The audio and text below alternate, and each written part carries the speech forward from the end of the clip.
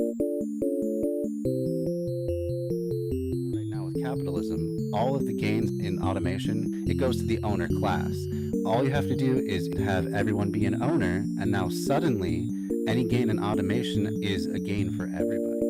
If you grow just one thing, it may not grow as well as if it grows with another thing. A good example of that is called the Three Sisters method of farming. There is definitely multi-apartment buildings or multi-families that do passive design. $100 million that they gave to Joe Rogan that they would kind of be out if they breach contract. Is that a bigger number? Or is 2 billion a bigger number? I don't know, Zach. It's a tough one. I It's know. really hard. And maybe comparing numbers is not Jeremy's strong suit. Gotta go kill a Jenny. I still don't think you should kill her. I don't think it's a good idea. It's a ghost, dude. Welcome back, everybody, to Bread Theory. So tonight we're going to be returning back to our series covering PragerU. And in the past couple of weeks, I think it was maybe 3 weeks ago, they came out with a mini documentary on homelessness and some right-wing ideas on solving it. So we're going to take a look and apply a critical lens to the assessment of the problem and their solutions to it, basically. And hopefully have a bit of fun on the way. Although, I don't know. When you punch that far down, it's hard to find a lot of humor in what the people are saying. But we'll give it a try. Before I get started, though, definitely want to give a shout out to the leftist creator collective that I'm a part of at Left Signal Boost TV. So I encourage you all to go check it out at Left Signal Boost TV on Facebook. So just go to facebook.com/Left Signal Boost TV, and that'll take you right to it with that link. I will also link to the video that we're going to watch before we get into it. Whoops, clicked on the wrong link there. So it's called Homelessness, the Reality and the Solution. I believe it's narrated and put together by Will Witt. So you know it's going to be a banger. He's not just going to make some really crass jokes about homeless people. You can be sure of that. So here is the current video. If you want to go check it out on your own time, there's the link for that. And then I also want to mention that tomorrow night, myself, Trish, who's been on the show a lot lately, and another friend of ours, Nathan, are going to be covering Howard Zinn's The People's History, or A People's History of the United States of America. We're going to start that series. It's going to be every Monday. Not sure how many chapters we're going to get to per night. Probably not even a full one. They tend to be longer chapters. I think the first one we're looking at is an hour long in the audiobook. So probably going to take 2 or 3 goes per chapter. I'm going to ease into it. I will be putting a content warning in the heading of each episode because he covers some pretty heavy stuff. You know, this is a very unflinching look at the history of the United States and how it has comported itself in the world, and its general attitudes towards the working class, towards minorities of various types, and basically anyone who was not a white, wealthy, landowning man. And that's up into pretty recent history. Because, I mean, the book, I think, was written in the 80s, so that's about as much as it covers, but even still, it's pretty grim. But it's a very important book, nonetheless, and it's something that I think everyone should read. If I had this channel to start over, I probably would start with that rather than any other theory book, because it kind of forms a good backbone to everything that we're doing. And already, you know, I've been through about 12 or 13 chapters just listening on my own, and it has mentioned quite a few of the books and authors that we have already covered.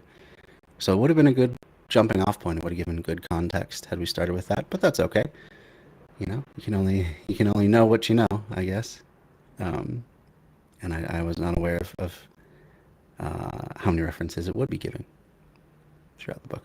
But anyway, we're going to start into that tomorrow night. around 6 p.m. Central Standard Time. But tonight, let's get into the current video. Homelessness, the reality, and the solution. So I'll go share the screen, and we will get to the video.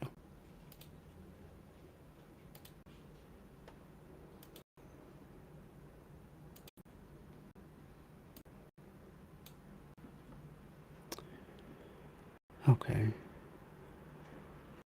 I think I'll leave this ratio for now. I may change it as time goes on, but we'll stay with this for right at the moment. As always, this is a learning space. You got any questions, even if you feel silly in asking it, as long as you're coming at it in good faith, I will treat you the same. So don't worry about that. I'm not here to belittle people just for not knowing stuff. Nobody knows everything, and everyone's coming from another place usually when they get to leftist ideas. So here we go. Oh boy, we're starting out with music, so I'll have to talk over that part. And I'll have to talk over this part too, because I have no idea what kind of music is in this video. In fact, we'll just mute it for the time being. Oh my gosh, all these poor people are on the street. This is terrible. But what's really important is, are you really seeing the underlying issues? Why are they there? And that question... That's a good question. I wonder if they're going to get to any kind of realistic answer in the time to lay out their case. But keep that in mind. What causes people to be homeless? What is the root cause? And you know, just a hint, if you say drug use, you then have to say what causes drug use. You can't just leave it at that. It's not as though just, needles fall from the sky and all of a sudden, IV drug user. Something tends to push people to drug use, alcoholism, any sort of chemical dependency. So it's not enough to just say drug use, but let's continue on and see what they have to say about it. Is the most... And already we have the imagery of the young blonde girl running past a homeless encampment. Are you really seeing the underlying issue? Why are they there? Yeah, why are they there? And that question is... Already, they're hitting you pretty hard with, you need to be terrified, middle-class white person. That could be your daughter running past a dangerous homeless encampment. Aren't you scared now? Don't you want to eradicate this problem? Make these people go somewhere else, away from you? Is the most important question to answer. More than 500,000 Americans are homeless on any given night. The problem has grown worse in recent years. Why is a city as prosperous as San Francisco have a homeless problem? Homelessness is a disease, just like addiction. New encampments have been popping up throughout. Homelessness is a disease like addiction.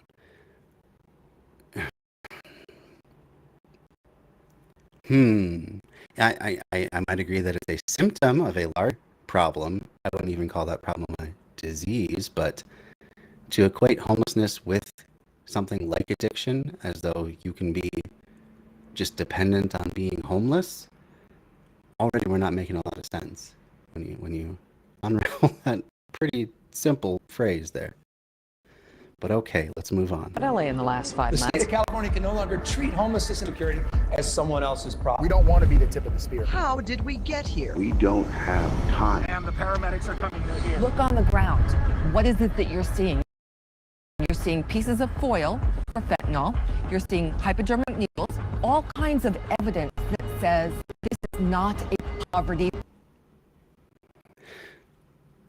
So they're trying to make the case that drug use just appears somehow. We don't know how. They're not, spoiler again. They're never going to get to that answer of how this. I guess we're just supposed to be led to believe that it's weak-willed people or people with mental illness. And somehow that makes them do drugs. They never actually are going to address that. But they're trying to build the case that use appears and that causes homelessness. And in certain cases, that is part of the chain of events. You get into a point in your life where for whatever reason you get into drug use. And if you get far enough into that sort of an addiction, you may end up sacrificing everything else and end up on the street. That is true. But that doesn't address what caused you to get to that place. Most people just don't go out and say, hey, I think I'll try heroin today. I think crack today. You know, I've been hearing a lot about this crystal meth. Why don't I give that a try? That's not what most people are thinking. That's what anyone is thinking. It's not generally just a casual thing. It's a symptom, some other problem. It could be domestic abuse. You could be a victim of child abuse, come from an abusive home, and you turn to living on the street. It's difficult. You have a lot of pressure to have protection. Other people, other kids are out there on the street, or other people on the street. And one way that you can get in with those sorts of crowds is to show that you're about their lifestyle. And part of their lifestyle might be doing drugs. And that is a window into drugs. And then you continue to do it, usually to sort of pain. When it comes down to it, virtually all drug addiction can really be categorized as painkilling. It is a painkilling action. There's a good study. I don't think I'll bring it up yet because we're getting into the first few seconds of the video. We'll get into it later. They took a look at and they gave, they put this in a regular sort of cage. Didn't give them any sort of stimulation or any joy in their life, and gave them access to drugs. Guess what? Almost 100% of them became addicted to drugs. Second group of rats gave the same access to drugs. It was just through a water bottle. You could pick the clean water or the drugged water as a rat, but they made it a rat utopia. They gave them tons of things to stimulate their brain. Tubes to crawl through, mazes. They gave them little toys to interact with. Gave enough space for one to be away from one another if they needed to be. Behold, same group of rats came from the same place, but they occasionally used the drugged water. I don't believe any of them became addicted. And I think that study has even been repeated a number of times.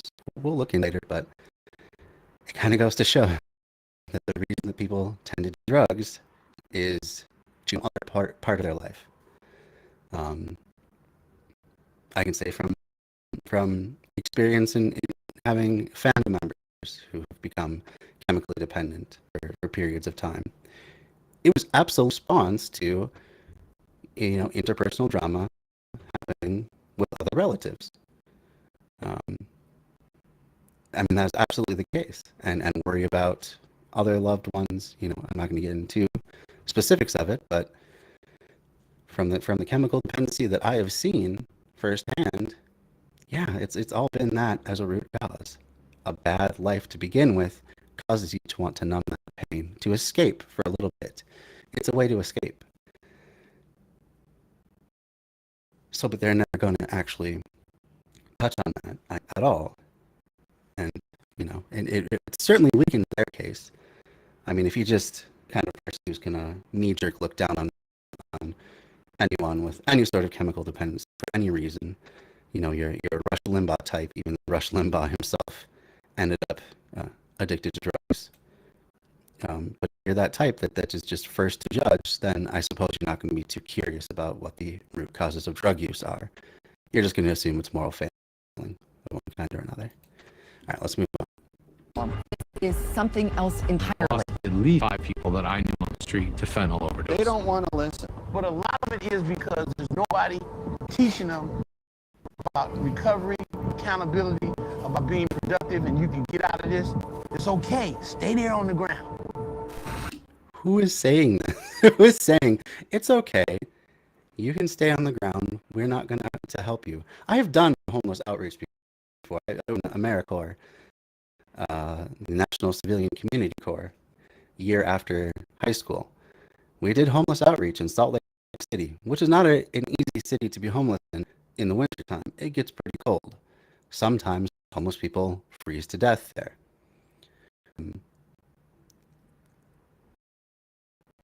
So we would go around, care packages to these people. We would help them get a shelter if we could, if it was going to be a really cold night. We didn't force them off the street because they are humans first and foremost. And our approach was to start with compassion, where they're at, and as we could. You know, just going around saying, "Hey, you get a job," caused anybody to just go, "Oh, I can just get a job? Okay." I mean, look at the people that they've had in their documentary so far, the homeless people that they have documented. If any of the street into your place of business and asked for a job, especially the ones that are like, you know, tweaking in some way, they have uncontrolled arm movement, they're maybe acting agitated, could they just get a job anywhere? Could they get even little jobs? Could they get a minimum wage job in even a factory, or, you know, working for a fast food chain? Absolutely not. Absolutely not. Oftentimes they have problems with body lice, scabies, other infections. They have matted hair that they don't have the ability to keep clean. They may not have access to a shower in quite some time. And they're supposed to just lift themselves up by their bootstraps, apparently, and just walk in and get a job somewhere and then get out of homelessness. When looking at minimum wage, here's the first statistic we'll look up together. How many places in this country can a minimum wage job get you even an apartment?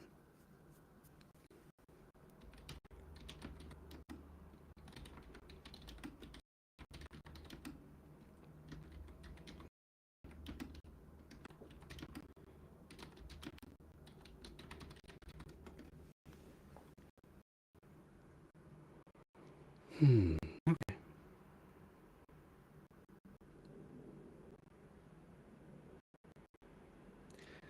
So,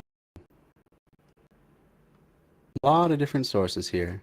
We have CNBC, The Guardian, CNN. What is this? Reports. NLICH.org.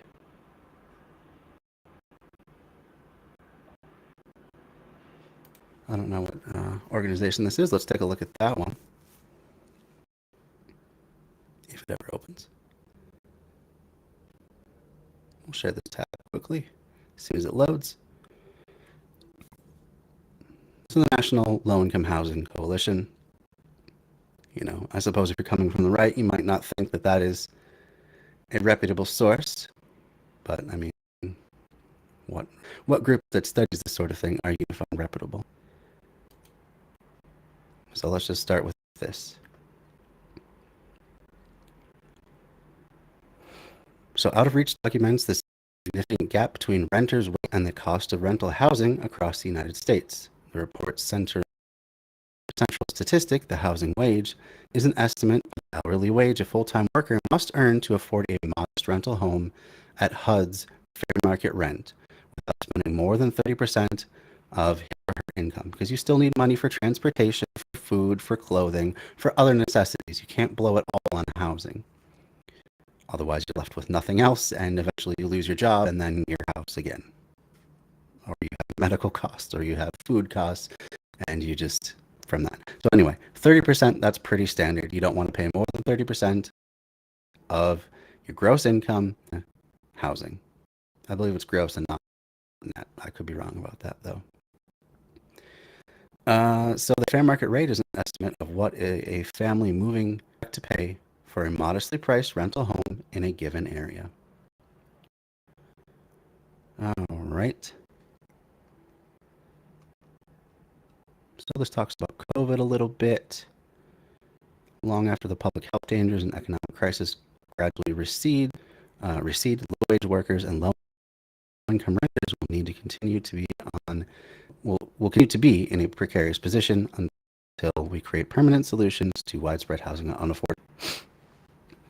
A full-time worker needs to earn an hourly wage of $24.90 on average to afford a modest two-bedroom rental home in the United States. So I would assume that combined the household income would have to be $24.90. Okay. Which, guess what? That's still more than 3 times minimum wage. So if you have 2 adults in the family, each of them earning minimum wage, you're still not going to make it. You better not have any kids. You better hope to just have a 1-bedroom house at that point. Otherwise, you're going to be SOL. Okay. The housing wage for a 2-bedroom home is $17.65, higher than the federal minimum wage of $7.25 and $6.12 higher than the national average hourly wage of $18.78 earned by renters. So for people renting, the average earnings, that's barely above the $15 minimum that they've been trying to pass for the past decade. In 10 states and the District of Columbia, 2-bedroom housing wage is more than $25. So they're obviously, they mentioned San Francisco, one of the most expensive housing markets in the entire United States. That's going to come into play later on when they're trying to be fast and loose with their statistics and get around some truths that they otherwise would uncover had they kept that fact in mind, that San Francisco, one of the most expensive housing markets in the country. My brother, who does pretty well for himself, is not at the bottom of his company by any means. He has many people that work underneath him. He's lived in San Francisco for a number of years. Only recently was able to afford a place without roommates. Only recently. So and he is far above the average worker and the average wage. So again, keep that in mind for later, because they're going to talk a lot about Cisco. Renters with the lowest income face a greater challenge in finding affordable housing. The average minimum wage worker must work nearly 90 hours per week in order to afford a 2-bedroom rental home, or 79 hours per week to afford a 1-bedroom rental home. Either more than double time or just under double time. That means you're just working. You're just working. You're working. I mean, how do you even do that? That's more than 10 hours a day, every single day a week, to get up to 80 hours. There's not even enough hours in the week, unless you're working more than 10 hours a day. Maybe if you did 12-hour shifts. But that's ridiculous. So you don't have any time off at that point.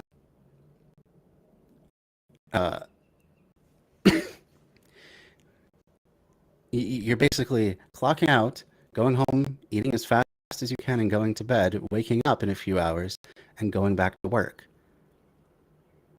Just to have the basics, not a fabulous townhome, not a McMansion, not even a deluxe apartment in the sky. This is for just an average missed rental unit.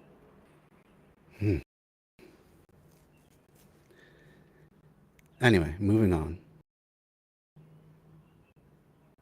In no state can a person working full-time minimum wage afford a 2-bedroom apartment at the fair market rate.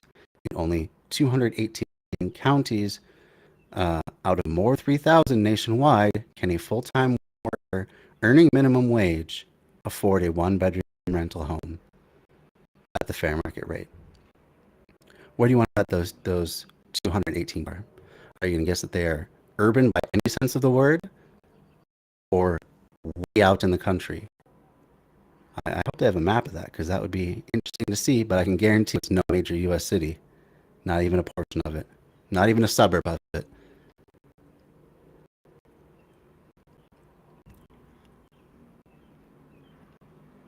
$218 out of 3,000 nationwide counties can a full-time worker earning a minimum wage afford a 1-bedroom rental. Minimum wage is not even enough to keep yourself alive. It's just not.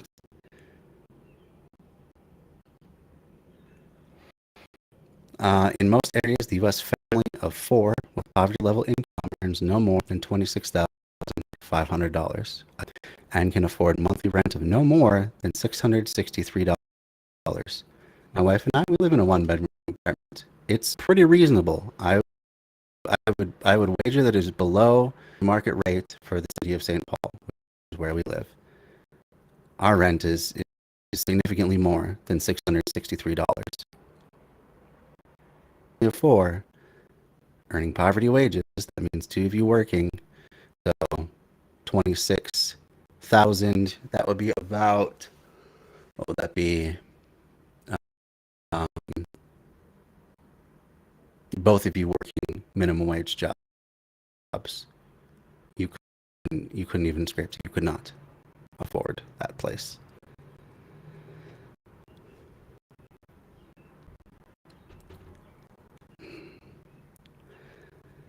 And the national average fair market rent for one-bedroom home is $1,061. See, again, our apartment is below that point. It's above 663, below 1,000 though. So we're pretty well in terms of affordability. Although, they jack up the rate 3% a year. Have rent control. Not that they weren't doing that before, but not to a year. And guess what doesn't rise an average 3% a year? The lowest of wages. Okay. And $1,295 for a 2-bedroom home. Far from affordability for a family in poverty. Yeah, that's double what they can afford. Double.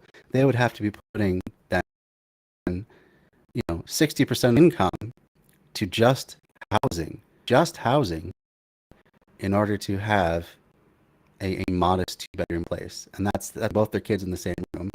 So no privacy. If you're on house distance, they even have rules about if you have opposite gendered children, each have to have different rooms. Like you have to have at least one room for each gender of children that have to get Section 8. I believe that's still a rule.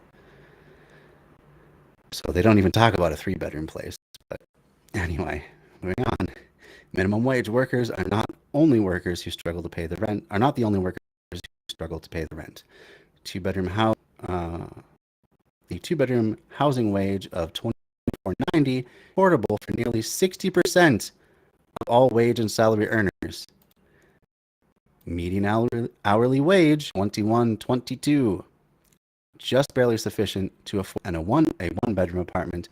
And almost half workers, by definition, half of all workers earn less than that, because median means the person in the mid 50% of the country makes more than that person, 50% of the country makes less than that person.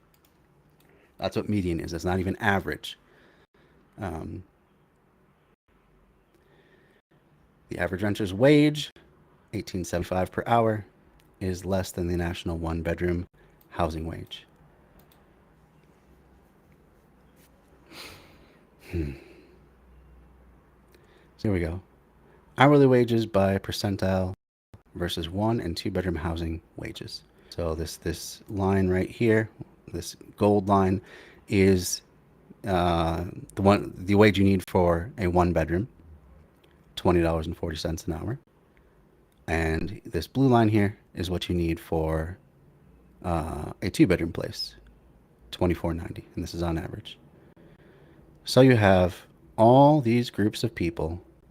It's not until you get to the 50th percentile, of course, that you start to be able to afford even a 1-bedroom. That means half the country on their wages is not able to afford a 1-bedroom apartment. And look at where the 10th percentile is too. It is at $11.17. So that's a few dollars above the federal minimum, even at that point. Look at we get to 15. That fight for 15 that's still going on, still woefully inadequate to get a 1-bedroom housing unit. uh,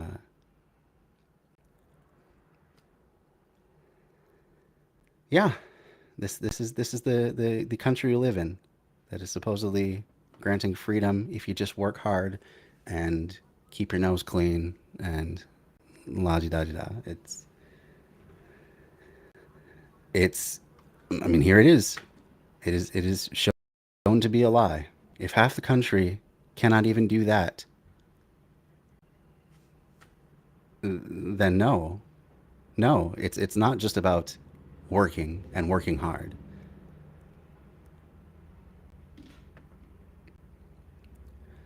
So let's see what their solutions to ending housing affordability problems are. Addressing the roots of housing affordability problem requires a sustained commitment to universal rental assistance for eligible households. Investments in new affordable housing or housing affordable to the lowest income people. So you should be able, and really, if minimum wage is going to be set at a point, minimum wage should just be tied to um, housing affordability to begin with. Minimum wage should be no lower than 30% of what an average person needs to live, to have, I'm sorry, should be no more than 30% of the median wage, right? Or not the median, I got wrong again. Minimum wage shouldn't, at minimum wage, you should be only still paying that. That's where I'm getting it wrong. If you're making minimum wage, you should still only be paying 30% of your income to housing. So minimum wage should be that. Will that be 3 times? I'm terrible at math. 3 times what what the average rent is, right?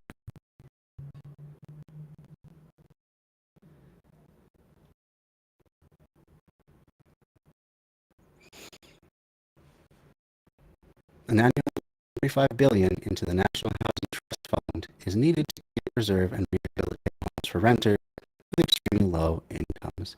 We're not even talking about people. This is the people who have places to live, probably living, more people than they like to be, or it's, advisable to live in terms of like fire codes like that. Because how else are they getting by, right?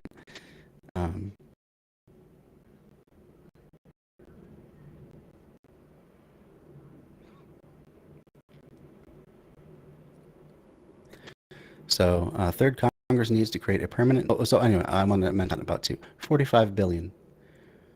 When we spend nearly $1 trillion on the military every budget cycle, $45 billion. That's not a big number, especially at the federal level.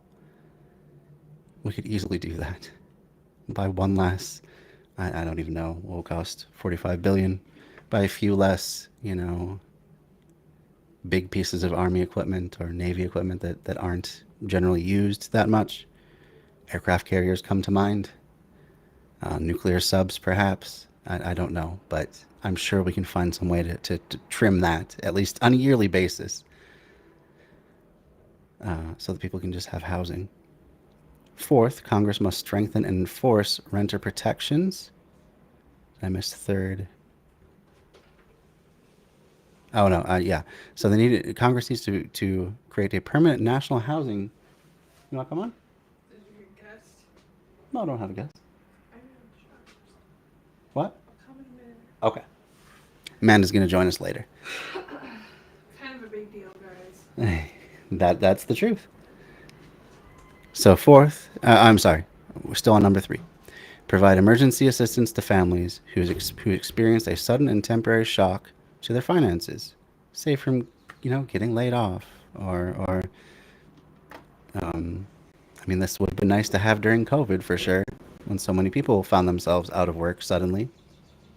Fourth, Congress must strengthen and enforce renter protections to prohibit discrimination against voucher holders. yeah, you shouldn't be able to deny people from using housing vouchers. That should be just part of the cost of doing business. At least a percentage of your units should be low income, and that should be just something that's mandated by the city or the state or federal level. It doesn't really matter as long as someone is ensuring that. And that's just a basic minimum. What really could be happening is cities, maybe it'd be funding through the federal level, wherever they get the funding from.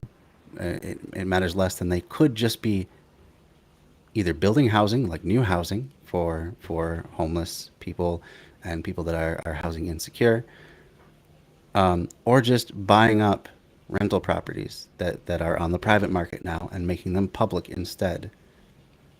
Just start with the bottom. Start with the places that have the lowest rental rates in the city. Have the city take it over.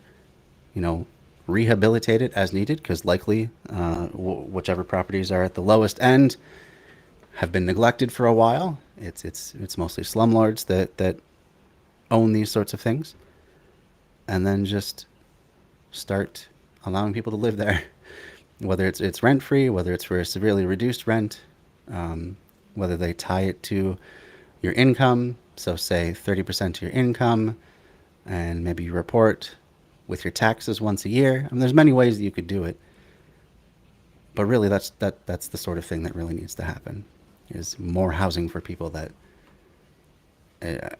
is either taken off the private market or built outside the private market, so it's not constantly being raised in price due to just the greed of the landlord most of the time. Them wanting it to be an investment property. I mean, these are people's lives. People's lives should not be investments that way. That's a very cynical and dehumanizing way to view our fellow man.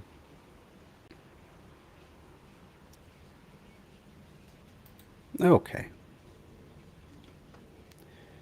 So return to the pre-pandemic status quo would fail the millions of renters who could not afford their rent, even in a better economic climate. As the country looks to recover from the pandemic and the economic crisis, the time is ripe to make meaningful and long-lasting structural changes to ensure low-wage workers and the most marginalized people have stable, affordable homes. And this could be extended also to just homeless people. We could do that too.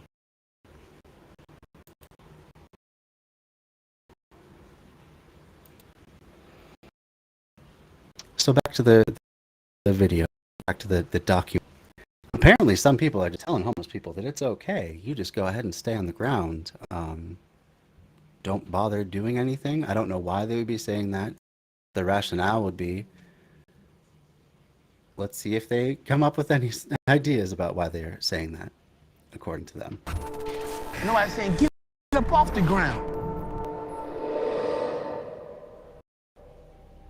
I say, get up off. Okay. Nowhere is the homeless crisis more apparent than San Francisco. San Francisco. The Golden City spends hundreds of millions of dollars.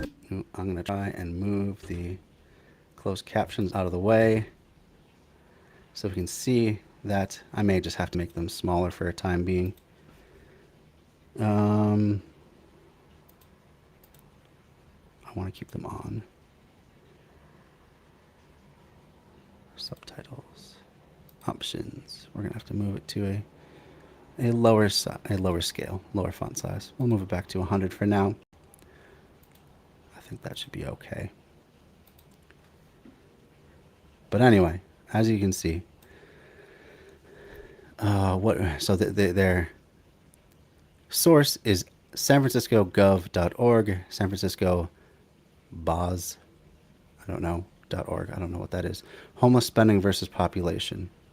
Spending, we may have to go through this a couple times. I'm not sure. Each year to address homelessness, yet the problem has exploded. Politicians. What? I didn't understand that statistic at all. Let's try that one more time. The Golden City spends hundreds of millions of dollars each year to address homelessness. So plus, so this is from 2017 to 2019, they spent 80% more. They're not going to give a dollar figure, but just trust us, bro. It's 80%. Well, that's not 80% more, not even by that graph.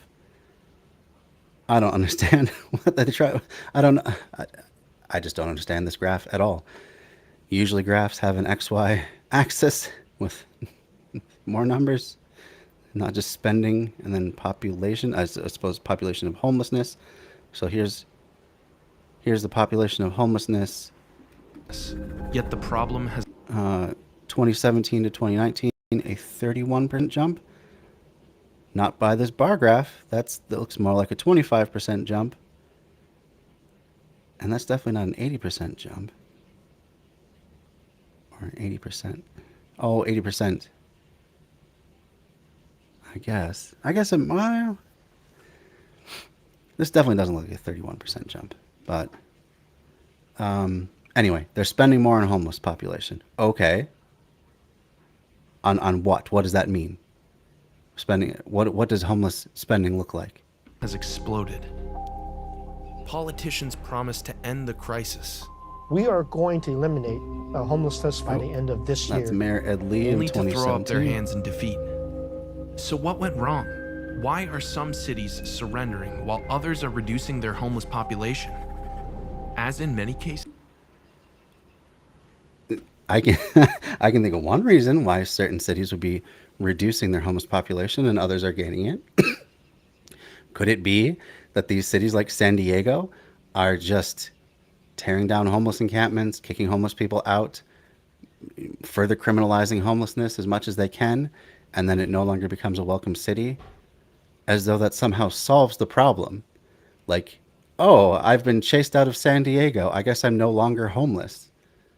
No, obviously, that's just kicking it to another city. That's like sweeping the dust under the rug and saying your floor is clean. And wait a minute. So now they're saying that the homeless rate has gone up only 17% in San Francisco from 2017 to 2020. So you're already contradicting your own statistics, because just the last graphic, let's even go back and look. So the last graphic said that from 2017 to 2019, there was a 30% jump in homeless population. Now, politicians promise to end the some cities surrendering while others are reducing their homeless population. Now they're saying it's a 17% jump from 2017 all the way to 2020. So already you're contradicting yourself. And of course, as in many cases, it boils down to governance. No citation there. So again, it's just trust me, bro. Looks like we got a con so far.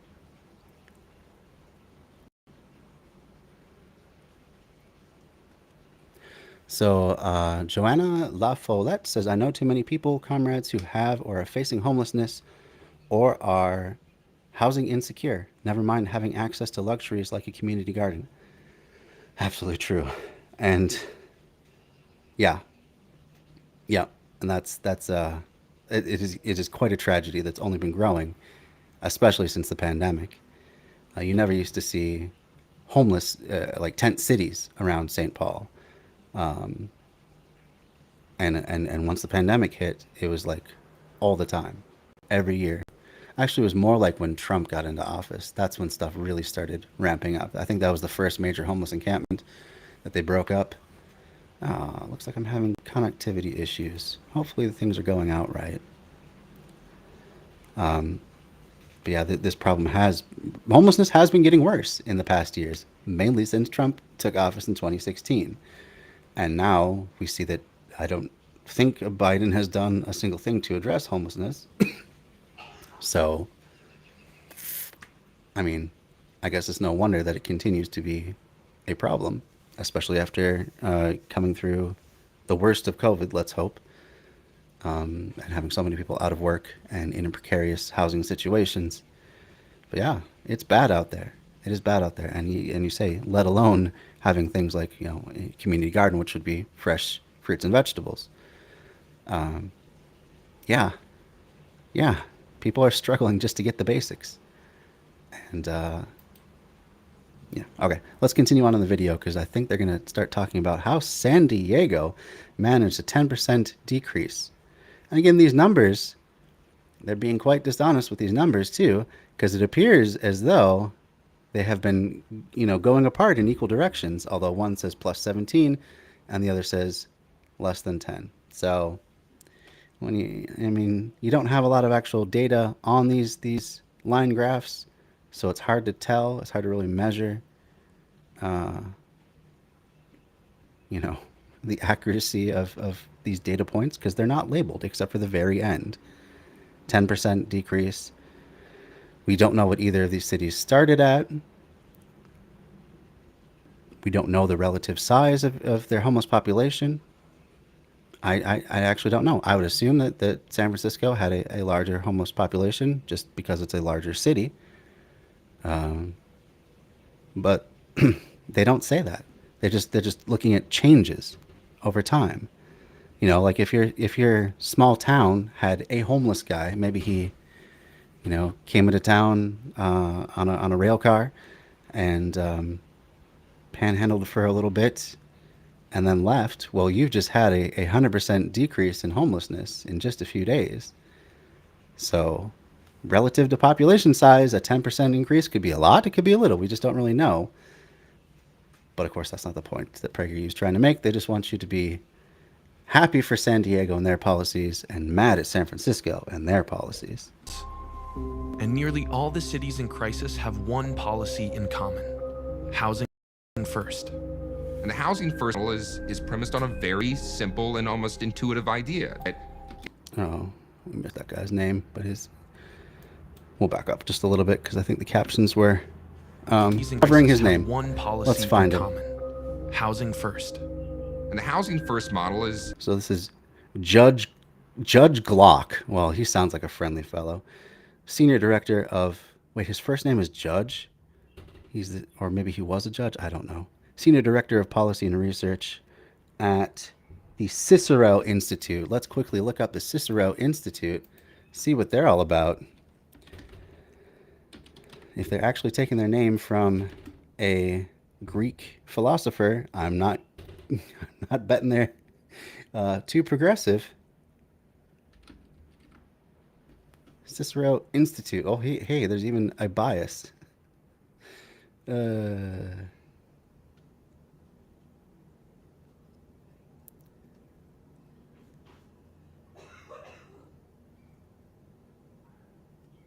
Okay.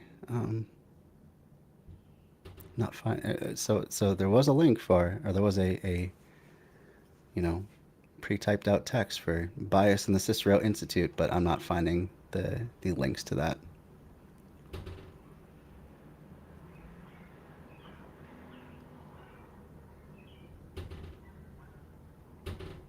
So we have one link that says this: our group, the Cicero Institute, is working with policymakers on both sides of the aisle to bring about reforms in healthcare and housing.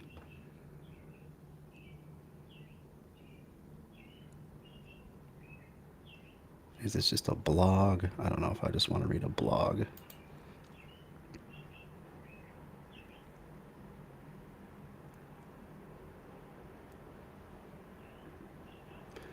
Okay.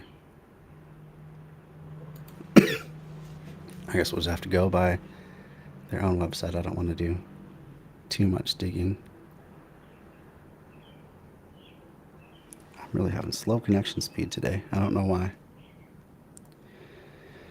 So they say on their own website, the Cicero Foundation is an independent Dutch nonprofit organization and think tank maybe this is not, this is the Cicero Foundation, not the Cicero Institute even.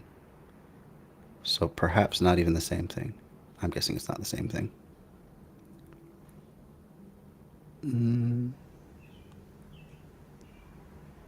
I don't know. Let's just see what he has to say then. Is premised on a very simple and almost intuitive idea that if you're homeless, the problem is that you need a house. And so to solve homelessness, we should merely give people homes. That's actually a good idea. As soon as we get through this little segment, we will look at some of the cities that have tried that. And now, this policy is being pushed from the top down. Michelle Steeb, author and senior fellow at Texas Public Policy Foundation. Let's see what we can find about that.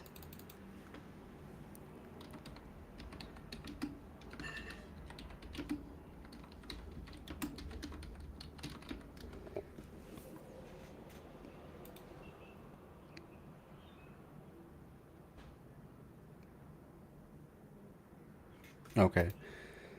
So they say it right in their own bio. We'll share the tab briefly. Freedom, prosperity, and opportunity.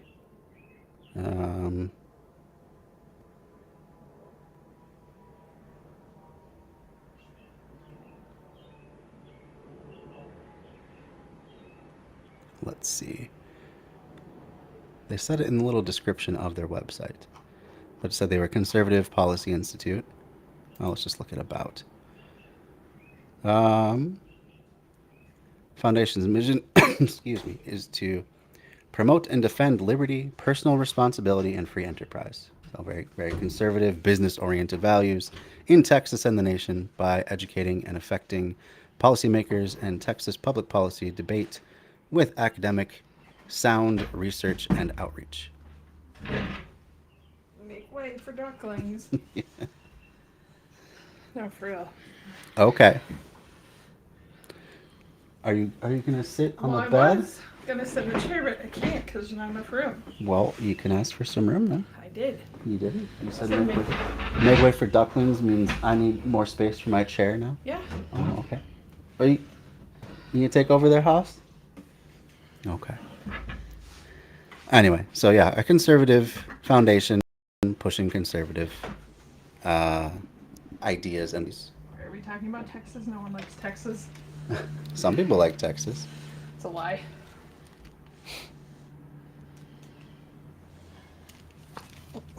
Just drop it all there. So they say they're nonpartisan, but I mean, when you say liberty, personal responsibility, and free enterprise, to me that sounds pretty conservative, even by American standards. Yeah, well, exactly. For the business person, I would suppose. But anyway, let's get back to what she's saying. Oops, where is that now? Here we go. The program, as I understand it, was started out of New York for the very severely chronically homeless, I believe in the 80s and 90s, and the Bush administration got a hold of it, implemented it in 2008. Under the next administration, it was rolled out as a one-size-fits-all solution. And there's a lot of appeal to that idea that, look, if this person is going to be on the street for 5 years, 10 years, 15 years, whatever it is, why don't we just give them a house and not deal with all of the problems of picking them up, putting them in jail, putting them in a hospital, doing the rest of it. Let's find a central place where we can treat them. Okay. So he's made a lot of claims there besides just the idea of giving them a house. He's suggesting that housing first means housing only, and that you don't try and help them with any chemical dependency or mental health issues or any of the other barriers that might keep them from being able to live a stable life in that housing. We're just going to give them a house and kind of leave, and that'll be done. Let's see if that's reality. What about people that are like housing insecure? Because I feel like there's so many people that Absolutely. Are like one financial disaster We just looked away at that. from... We Okay. were just Sorry, I'm looking late at... to the party, guys. No, that's fine. Where was that one? Oh, shoot. I don't know.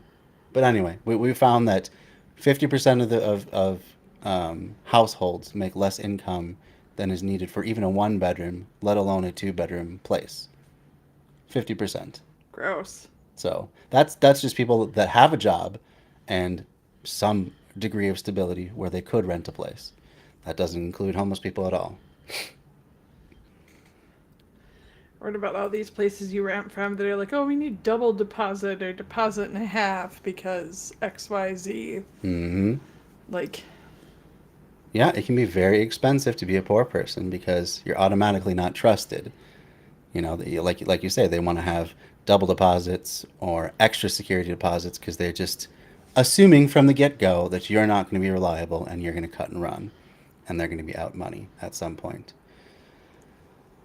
And then, of course, when you don't do any of that stuff and you move out, they're going to look for any reason they can to nickel and dime you and take all of that deposit anyway.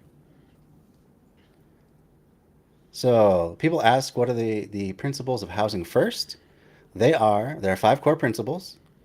This is according to headinghomeinc.org. So we'll just see what they say.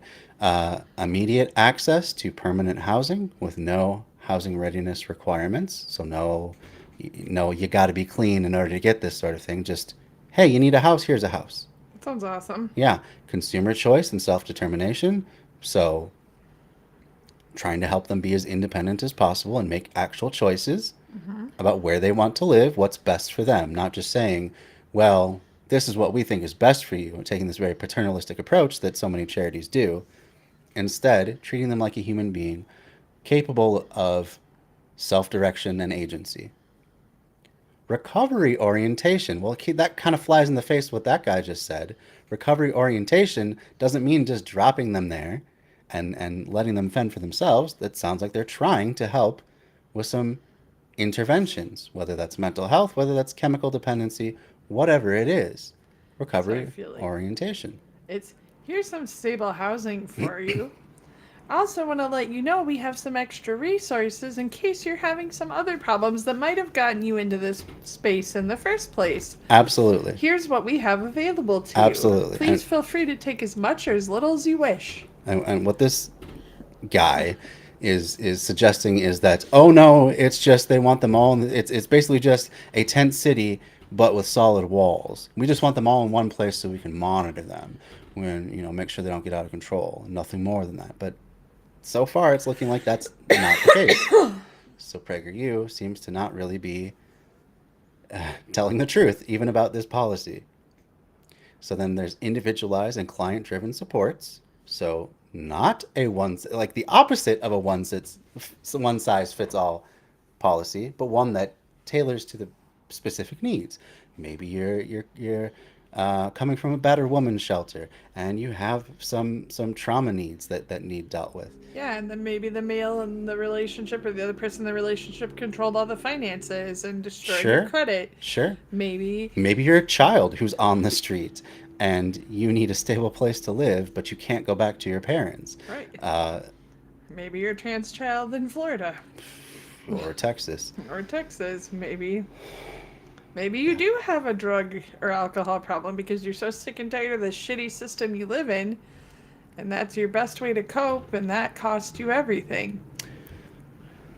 Absolutely. And yeah, I was talking about that earlier too, because they keep saying, oh, look at this. There's needles and foil everywhere. It's clear that this is not any other problem than a drug problem. Drugs are why people are homeless. Well, why are people doing drugs? They never even ask that question. But is every single person that's kombucha.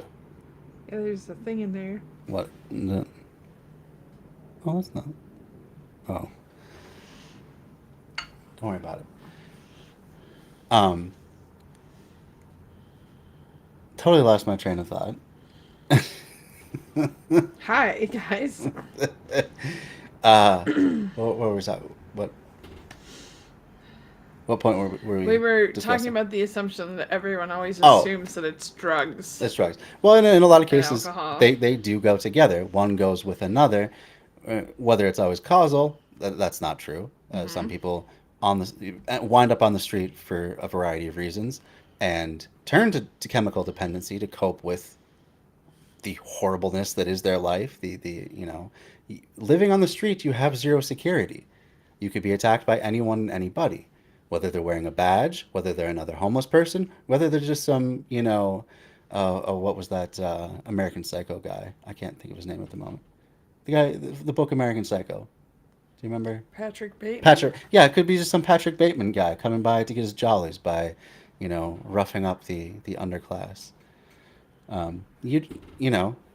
Any number of reasons people could turn to drugs, but virtually zero of them are, well, hey, I just thought it might be cool, and then it turned out not to be cool. Or I just have a weak moral character. or any of these other things that they put And out that's there. not even a thing, because like having an addictive personality Mm-hmm. is a thing. Like, I have it in my family history, and it's a big reason why I won't gamble. Sure. Because I know I could get sucked in, and things could get way worse for me. Also, it's really financially destabilizing, and I cannot play that game. Mm-hmm. Yeah, gambling is, they've called it a tax for poor people, basically. Which is so horrifying, because, like, I mean, think about it. When you go in a casino, there's no windows. Mm-hmm. Oh, yeah, There's no clocks. Right. It's all for a reason. But that's one other thing that could wind you up on the street. But then there's free beverages. Right. And free snacks. Well, sure, and that could also help aid in the chemical dependency as well, because they're handing out this stuff like it's, water. Let's look at the National Alliance to End Homelessness and see what they say about housing first. We'll look at a few sources. I think I have a friend who works at Housing First in Minnesota. Well, that's cool. I She would really love to work likes for an it. organization like that. So here we go. This is in 2016, but I doubt the policy has changed all that much. 2016. Yeah, the year we met. A couple months before Trump was elected.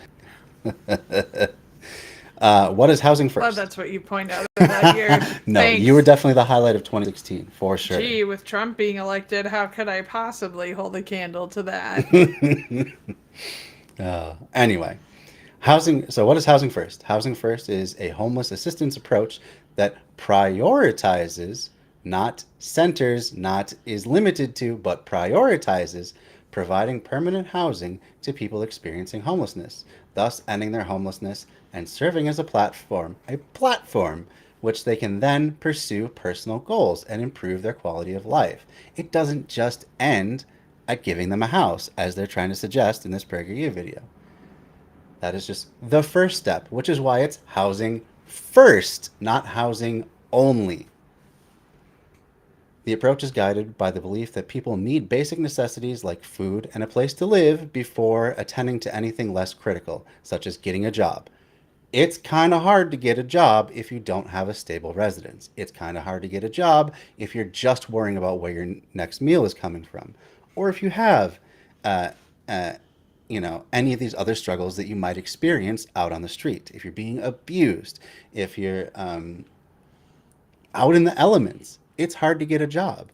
And also, I'd like to chime in a little bit. Absolutely. In this situation of abuse, because I've worked at a few battered women's shelters, and it is a very difficult situation because there's usually only 12 beds. Oh yeah, they're limited in their capacity as well. Yeah. That's true. But also, if you are abusing substances while you are there, you will be kicked out. Mm-hmm. Regardless of, having been in an abusive relationship and need to hide. And what's so scary about that is when somebody's in that kind of situation, that abuser is constantly waiting. They want them back. Yeah, they're often very obsessive anything to find them. people. And the abusee usually gets lured back under false pretenses of, oh, I've changed, I've realized what I've done, etc. Blah, blah, blah. And that's just, how manipulative is that? Absolutely. Sorry. Yeah, no, there's a very clear cycle of abuse. So then if they have all that stuff going on and they turn to drugs to try and cope with the terror that they've been exposed to for who knows how long, they might find themselves back out and vulnerable again on the street. Easy prey for whoever is abusing them in the first place. Right. And again, when you're in that shelter situation, even if you're doing well, they're still trying to push you out. They're trying to push you into someplace else because there's limited resources. Right. Absolutely. Which is just sad. Yep. Okay. So this approach is guided by the belief that people need basic necessities like food and a place to live before attending to things less critical, such as getting a job, budgeting property, or attending to substance abuse issues. The first thing to do is get you stabilized. It's like when you see someone who's had some sort of medical issue on the street. Your first priority is to get them stabilized. You don't try to, like, find out if someone hurt them and track them down before you do that. You don't say, hey, give me your medical card before I help you. You Right. just help them. It's come with me, let's get a meal, and let's get a roof over your head for tonight. Or And let's then we let's go can to a talk. hospital, and then the hospital performs, Oh, sorry, I said triage. medical. Sorry. Well, yeah, I mean, but yeah, whatever it is. Sorry, I keep coughing. Plus, the hospital is going to make you feel bad when you say you don't have insurance. Then Well, they're sure. going to tell you can go bite it. Yeah, but yeah, when someone is having an emergency of some kind, the first thing you want to do is get them stabilized. You address the immediate threat to their life, and in this case, being a homeless person, not having stable shelter and a safe place to lay your head every night is the most immediate threat to their life. So you address that first. It's Right. not the drugs, it's not the poor budgeting or I don't got a job or mental health issues. Those are not the most immediate threats. It's not having a place to live. Also, people don't need to be talking about budgeting because you know what? You can make 6 times the minimum wage and it still isn't necessarily going to cover everything. So, Yeah, let's we looked just... at that. To get a 2-bedroom house, I'm gonna try and pull that up again. You got that humidifier really full. I can never get it that full. I'm impressed.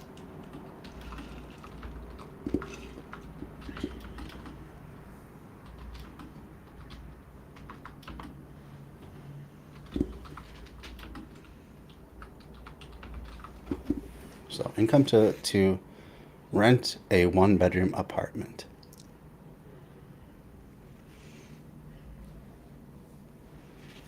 We don't want to buy our area though. What do you want me to look up? I was just I can't remember how I put it the last time.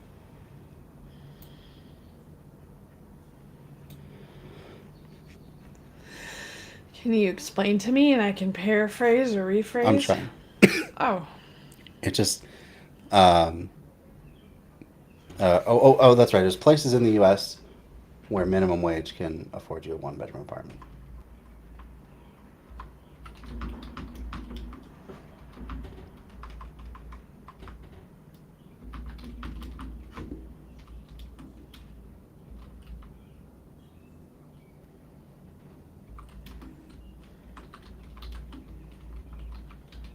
Nowhere. Yeah.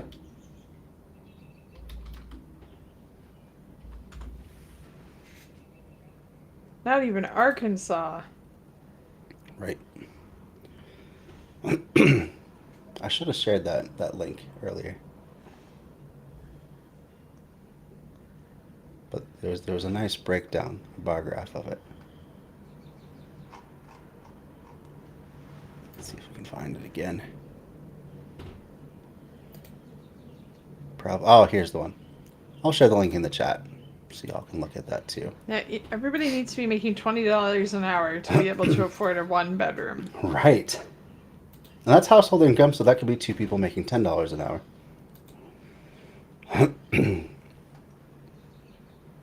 But here we go. Here's the cutoff line. You have to be making 21-22 to just barely be able to afford a 1-bedroom using 30% of your income as rent. To afford a 2-bedroom, you have to be making basically what I make, $25-32 an hour in order to afford a 2-bedroom. Wow. Yep.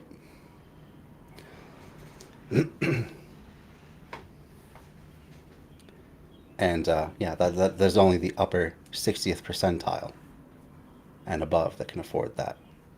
But here's the 40th percentile and below, so all the way up to the 50th percentile, you cannot afford a 1-bedroom apartment if your household income is less than half of average, or less than average, I should say. On that bottom 50%. Ridiculous. Getting back to housing first. So So how is Housing First different from other approaches? Housing First does not require people experiencing homelessness to address all of their problems, including behavioral health problems, or to graduate through a series of services programs. This is terribly worded. Before they can access housing. Housing First does not mandate participation in services either before obtaining housing or in order to retain housing. The Housing First approach views housing as the foundation for life empowerment and enables access to permanent housing without prerequisites or conditions beyond those of a typical renter. So you can't be like beating people up. But as long as you're, not being violent to other people, you can stay around. Supportive services are offered to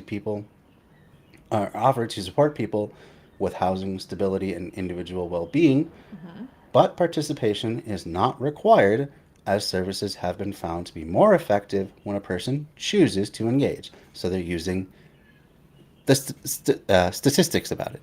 They're using evidence to drive their decisions for requiring this or requiring that or not requiring this or that. Other approaches do make such requirements in order for a person to obtain and retain housing.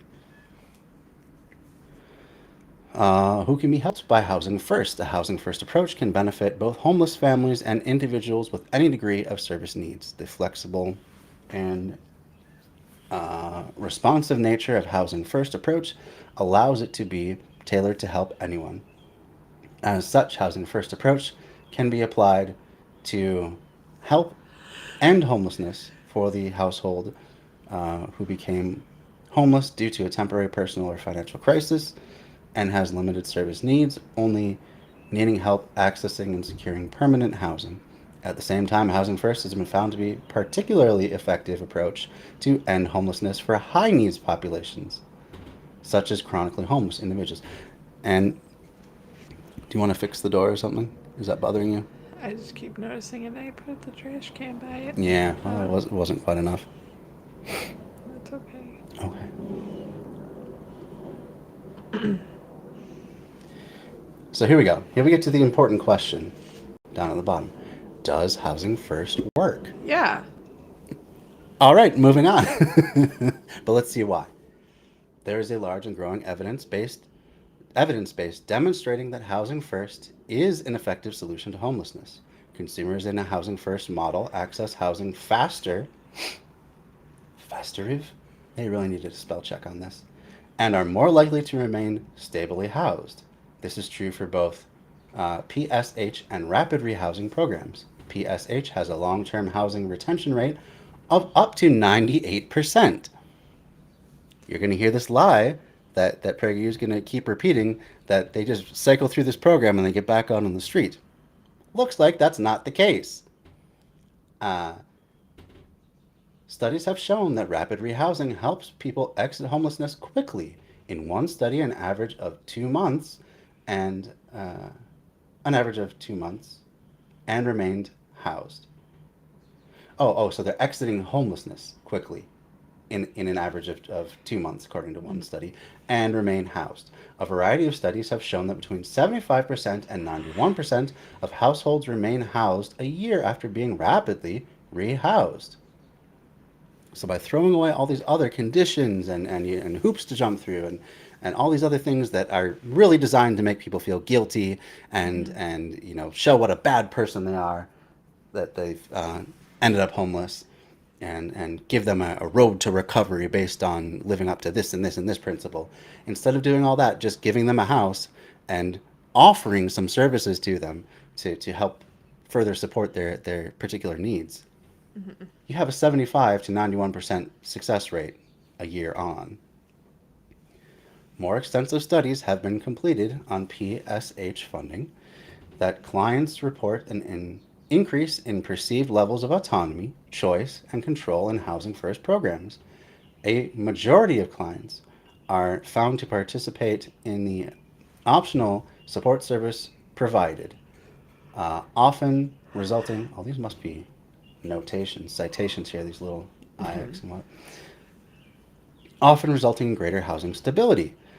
So it's not housing only. I got to keep hammering this point home because they keep trying to paint it that way. It's not housing only, it's housing first and then other stuff. Mm-hmm.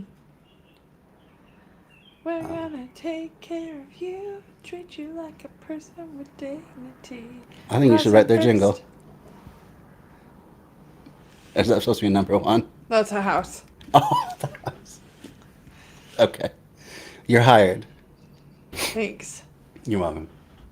Clients using supportive services are more likely to participate in job training programs, attend school, discontinue substance use, have fewer instances of domestic violence, and spend fewer days hospitalized than those not participating. And this is key.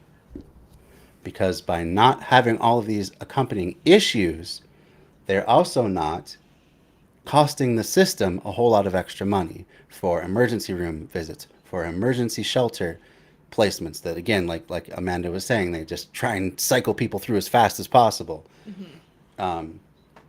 They're taking fewer resources from other areas because they're becoming stabilized and reintegrated into society. Right. That makes me think of, remember where I used to work, Jeremiah program? Mm-hmm. That was another one that I felt like there was a lot of catches for like single moms. Yeah. It's like you had to be enrolled in school. Yeah. You could only stay in the housing for 2 years, and then you had to be like together and out, or at least into Section 8. Mm-hmm. Yeah.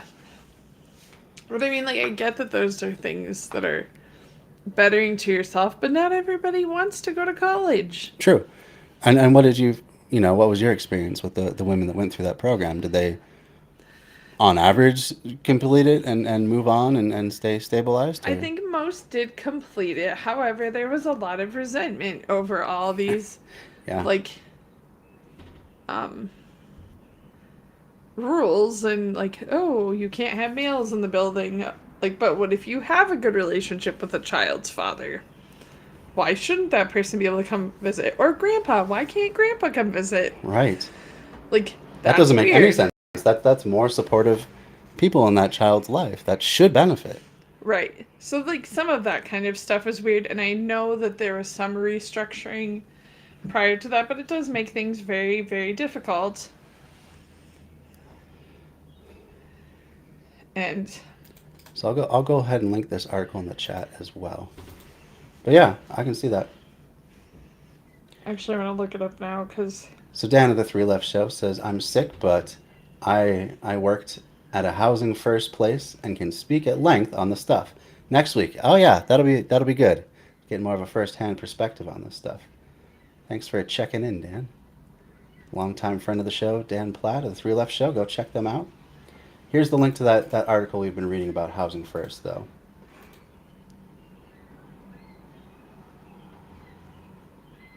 All right, back to the article. We got this last final important point. Finally, permanent supportive housing has been found to be cost effective. Providing access to housing generally results in a cost savings for communities because housed people are less likely to use emergency services, including hospitals, jails, emergency shelter, than those who are homeless. One study found that an average cost savings on emergency services of $31,545 per person or per household, in a Housing First program over the course of 2 years. Another study showed that a Housing First program could save up to $23,000 per consumer per year than a shelter program. So just giving them, bare bones shelter, they end up just back out on the street. That may be the difference between them living and dying that one night if it's bad out. Mm-hmm.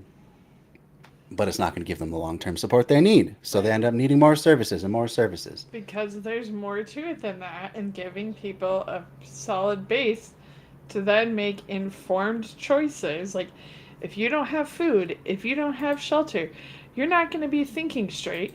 You're going to be looking for a means to an end, and you're not going to be processing information logically, or like having enough common sense to weed through things that could be a scam.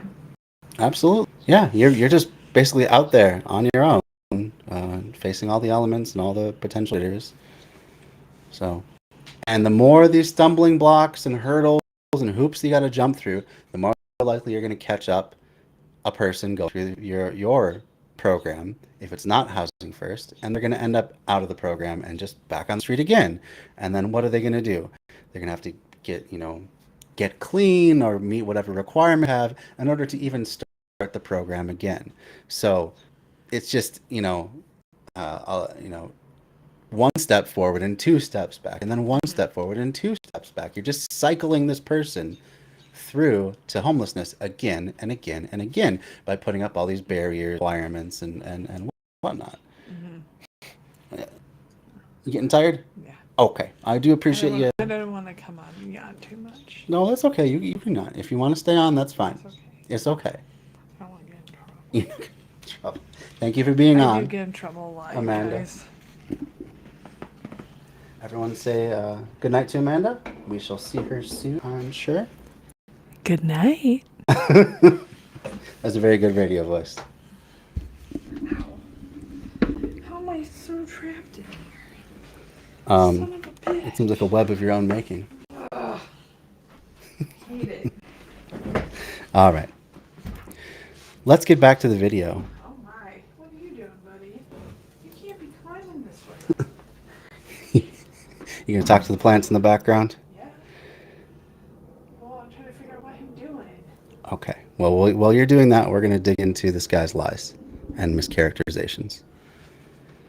PragerU's stupid. They are stupid, and we're and as always, it's really easy to throw out a whole bunch of lies really quickly with shoddy sourcing and graphs and stuff like that. They don't even source. They just pull information out of their ass and like, Right. We've already seen a bunch of that so far, and you have these supposed experts say a bunch of stuff really confidently, and they don't really source anything, and it takes a lot longer to then debunk all that. Can you put something against the door so it doesn't rattle? Anything? Thank you. The door jamb in our bedroom, for whatever reason, is just a little bit loose. Yeah, we got those little door stops by the front door. We could use those. Oh, the little birds? Yeah. You don't like them birds. I do like those birds. Anyway, it bugs me. I don't even know if it's picking it up on the audio, but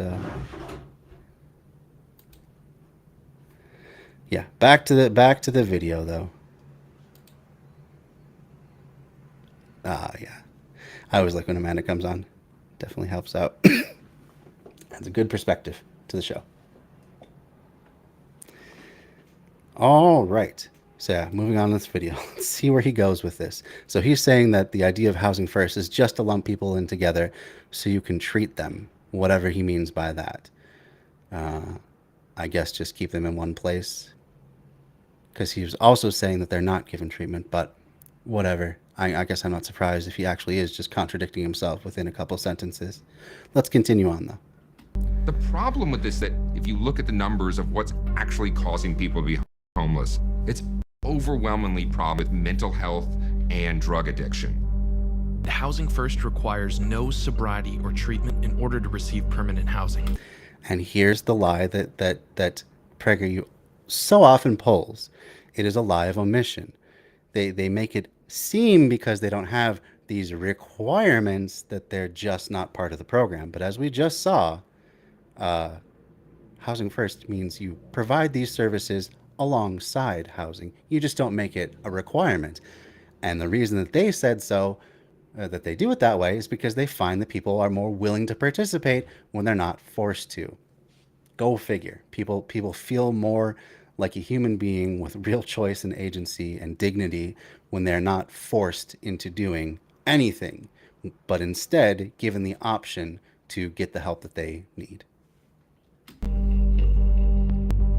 If you're going to put somebody in housing and you don't provide any type of services for them, no treatment services, no case management, no anything for them, you just stick them in the house just so you don't have to look at them, and they can do what they want in there, how are we really helping them? Lies. That's not what's happening. Housing first. We'll look at another source for housing first. We won't just use that one. We'll look at the next one down. Let's see. Let's look at Catholic Charities. Not exactly the most progressive service out there. I've dealt with Catholic Charities before. They tend to be pretty conservative, coming from a Catholic point of view. Let's see what Catholic Charities offer. So this is their website. I will link it as well in the chat so you can get out. Here's Catholic Charities of Minneapolis. They're Housing First, or the Twin Cities, I guess that's for all the Twin Cities. Catholic Charities Housing First helps long-term homeless men and women secure housing and connect to supportive services.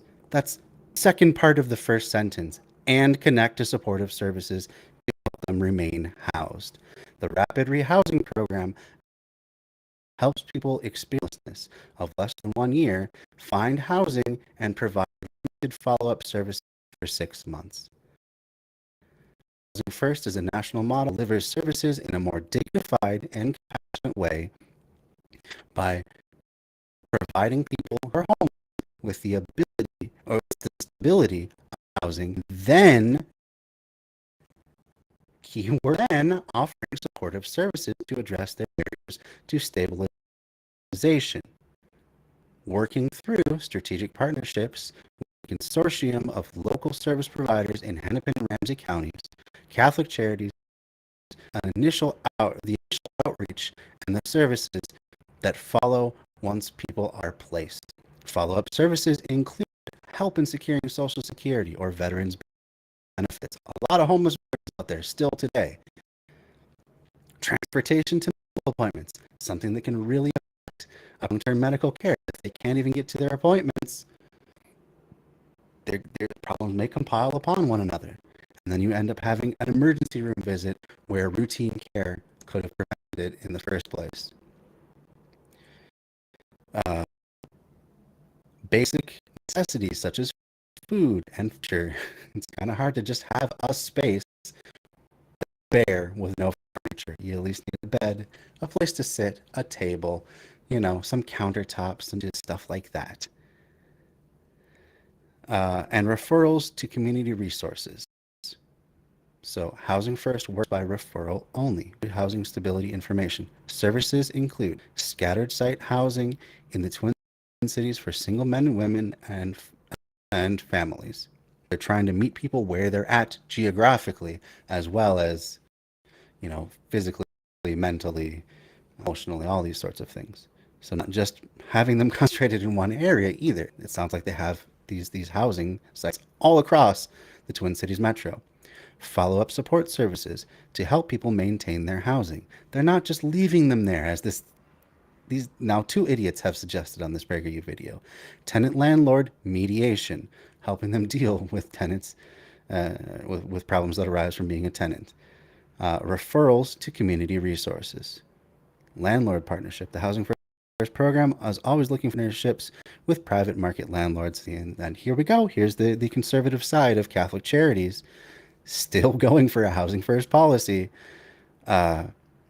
Looking for partnerships with private market landlords in both Ramsey and Hennepin counties. The Housing First program offers support services to participants in housing to both the participants as well as their landlords. So you get a benefit for taking in people as a landlord.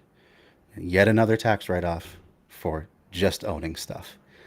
Housing First staff act as a liaison between participants / tenants and their respective landlords. This service offered by Housing First staff to private market landlords in our partnership is not a service that can be bought. Please contact Christine Michaels, blah, blah, blah, blah, blah, if you're interested in doing that sort of thing. So there's contact information. So we'll link this one as well. So even this conservative charity, and they're charity first. They don't believe in solidarity or mutual aid or these sorts of things. They believe in charity, giving stuff to people who probably don't deserve it. Charity is all about looking down on the people that you're supposedly helping. But even they provide you with at the very least referrals to other services to help you with the other reasons that you're homeless. Substance abuse, mental health counseling, They talked about veteran services, all these sorts of things, all these reasons. You may have PTSD as a veteran. Yeah, that's a big reason that a lot of veterans end up houseless. You may not have great medical coverage, so they help with that too. So these people are just outright mischaracterizing, at best, being the most charitable to their position. They are mischaracterizing what Housing First means. More likely, they're just outright lying because they have other programs that they run that they want to compete with the Housing First for.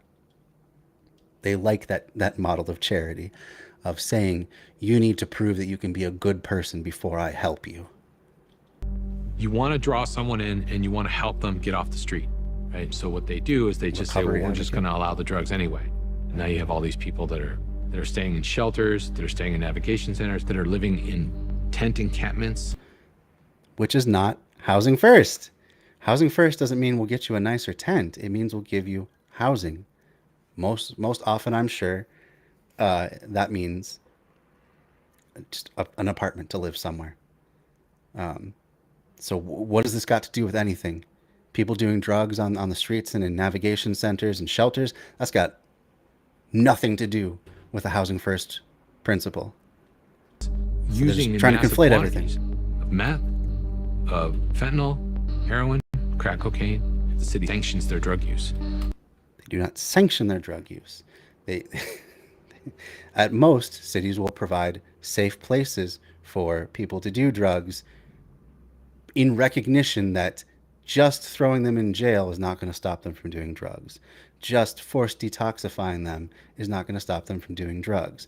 None of that treats the underlying problem. So as long as that underlying problem is there, at the very least, they want people to be more safe about it. So you lessen the amount of IV needle transmission of disease, like hepatitis, and HIV/AIDS. Any number of things that can be transmitted through sharing needles, which often happens with IV drug use, especially if you're a homeless person and you don't necessarily have access to a steady supply of clean needles. Within that city sanctioned site that your tax dollars and my tax dollars are paying for. I really hate the tax dollars argument the most. What should tax dollars go to other than helping out community people in the community? What else should they go towards? Just helping businesses? I mean, what really is any government for other than helping the people that elect it? Isn't that supposed to be the social contract? We elect you to run things, and then you make our lives easier by giving us services that help us with our daily life. Roads, supposedly protection with things like courts and police and stuff like that. You know, any number of parks, you know,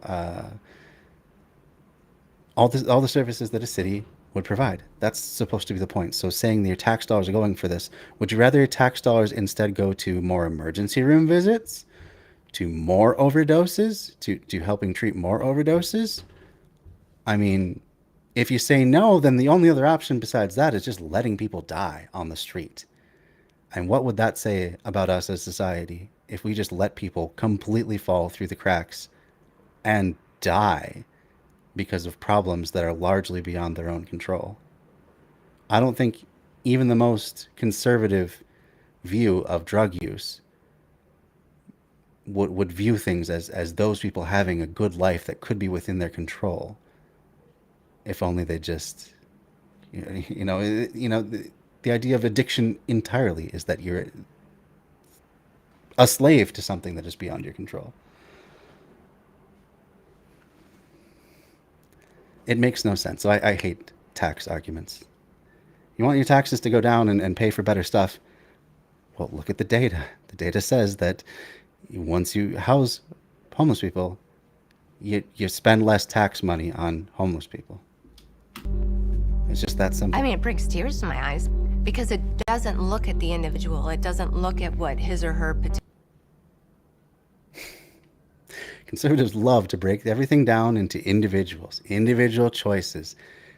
Your entire life is just ruled by individual choices. Why did you end up homeless? Because you made an individual choice to do drugs, and then that got out of control, but it was still your initial choice.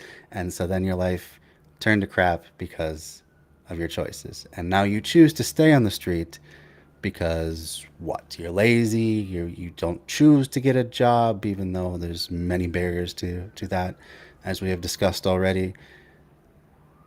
Of course it looks at individuals. That's why they're providing tailored services to people based on their needs. All the housing stuff, first stuff that we've looked at so far, has talked about tailoring things to individuals, getting people the individual care that they need. What they mean by doesn't look at people as individuals with potential is we don't believe that you can just throw all of your problems aside and pull yourself up by your bootstraps. It's the rugged individualism that they're going for. And yeah, there's a reason that there's a reason that civilization exists, is because when people work together on stuff, it tends to have better results than people working just by themselves. People are always at their best when they are working together. Society is a thing, despite what Margaret Thatcher would have you believe. And it has an effect on individuals' lives and the choices that they have before them. So to throw that all away and say, just be a rugged individual, stop doing that thing, just say no, that's a non-solution. Oh boy, got a bunch of text coming out here. Let's take a look at the comments again. Joanna Le Follette says, definitely mischaracterizing. The rental market has shot up by 20%, and also the housing market too. Oh boy, my wife and I have been, we're getting to a place where pretty soon we might be able to afford a place of our own. If we clear out some debts, get our credit scores a little bit better, we're financially in a place where we should be able to afford to save for a down payment and finally get a home.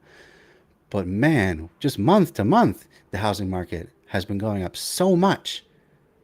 It's just incredible. I can't see anything coming down the road beyond a massive bubble burst, maybe even larger than what happened in 2008. Now, granted, I was not looking at the house closely around 2008, just before the crash. So it may be that it's just another echo of that. It may not even be as bad, but it looks like no matter what, we're headed for a big burst because things cannot rise forever, at least not that quickly. It's outpacing inflation by like orders of magnitude. Like I think, let's see if I can find that average home price has raised in the past couple years.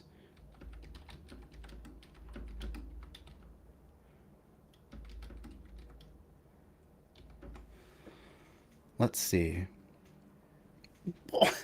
The average home price in the United States right now is $374,000.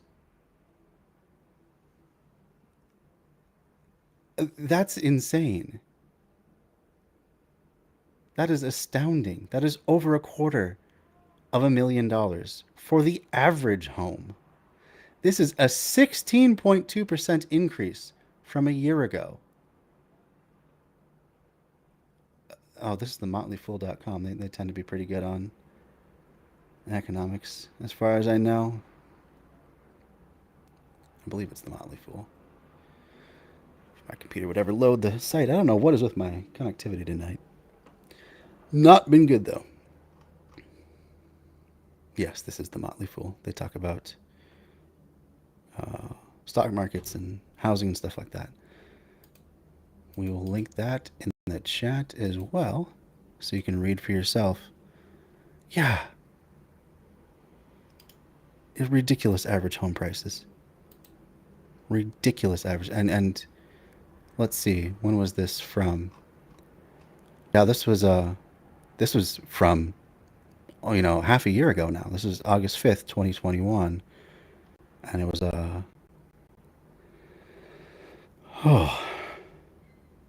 So the key findings from this: median home price in the United States is $374,900 as of the second quarter of 2021.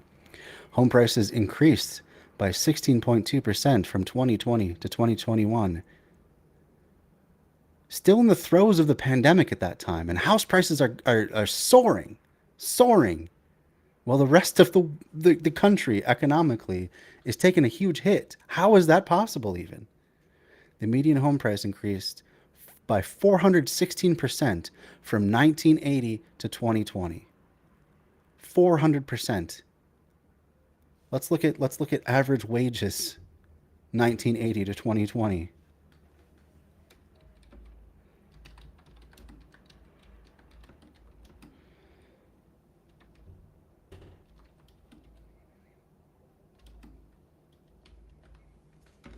Let's see what we can find. Oh, here we go. He's pretty close.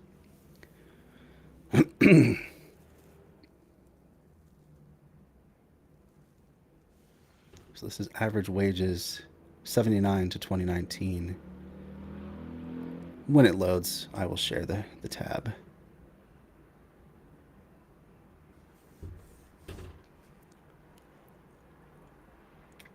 Taking its sweet time, though.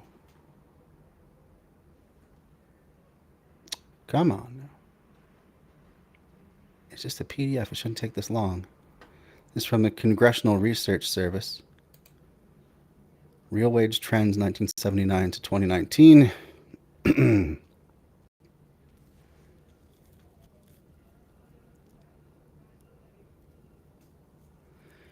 Let's see what we can find. So key findings. Rose at the top of the distribution, whereas wages rose at lower rates or fell in the middle and bottom. Real inflation-adjusted wages for the 90th percentile increased from 1979 to 2019 for the workforce as a whole and across sex, race, and Hispanic ethnicity. That's a strange thing. However, at the 90th percentile, wage growth was much higher for white workers and lower for Black and Hispanic workers. And that's for the top 10%. By contrast, the middle 50th percentile and bottom 10th percentile wages grew to a lesser degree. E.g. women, okay, or declined in real terms. In the case of men's real wages in the middle 50th percentile and the bottom 10th percentile declined in the past 40 years. The gender wage gap narrowed, but other gaps did not. Let's see. Real wages fell for workers with lower levels of educational attainment and rose for highly educated workers. But really, that's about all we need to know. Is this statistic here? Real wages rose for the top of the distribution, but in the middle 50% and the bottom 10th percentile. So half the country, wages grew less or declined in real terms in that same period. But housing rose in value. And this is going through the 2008 crash as well. Home prices increased 416% from 1980 to 2020. The typical house price, so the median home price, would be, I guess the median would be $293,349. Mortgage payments on, we don't need no mortgage payments. Hawaii is the most difficult place to buy a home. West Virginia is the cheapest place to buy a home. But this is incredible. Incredible. From 2015 to 2020, we see. Oh wait, there's the median sale price. Median sale price of homes in the U.S. Wait, what's the difference? Median sales price of homes in the U.S. Median. Oh, mean. Oh, the average. Okay. So the average. That the very high valued real estate can throw off the average. So let's look at the median. But yeah, so we go in just 5 years, from 2015 to 2020, we have a jump of $50,000 in home price value. Way more than the average wage has gone up. So based on this typical home price and the U.S. median income of $65,712, mortgages take up 29.5% of homeowners' income on average. Okay, I don't know if that's quite as relevant. But still, the point is housing is going up. And if home prices are going up, that likely means that all real estate, all residential real estate, is going up as well. Oh, shoot. Forgot to... I didn't do that right. Let's reshare that tab. There we go. Yeah, and servage wages have stagnated for decades. Absolutely. The minimum wage rose $1 per decade. And, and they wonder why it is that millennials don't feel like they can afford a home, or literally just cannot afford homes. It must just because of too much avocado toast. But anyway,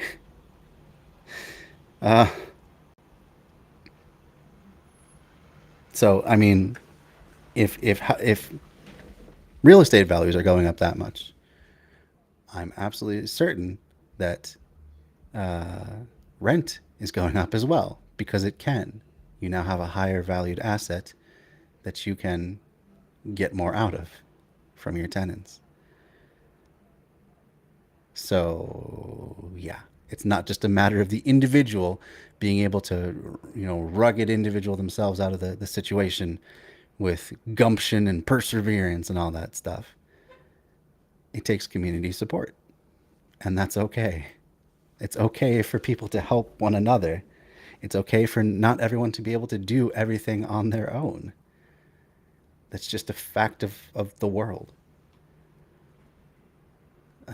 Anyway, let's continue on. Potential is, and it doesn't help them develop that. To say that all we're going to do is help them aspire to be like that for the rest of their lives by sticking them in a house and not addressing, the issues.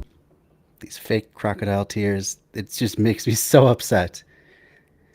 They are addressing the issues. How many times are they going to repeat this lie?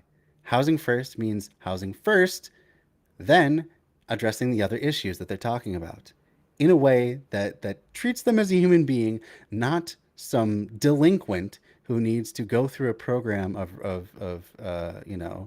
retribution on them to prove that they are now a worthy person of getting what should be a basic human right, which is a place to live that is secure, not falling down, has modern utilities, and enough space to have you and your family. That's not asking for a whole lot. It's horrible. I think it's one of the most oppressive things we've done in this century, to be honest. Oppressive. Oppressive. To give people housing is oppressive. This is getting downright double speak, like Orwellian here. Giving people housing hurts them and makes them homeless. Okay. And I'm so committed now to get it changed.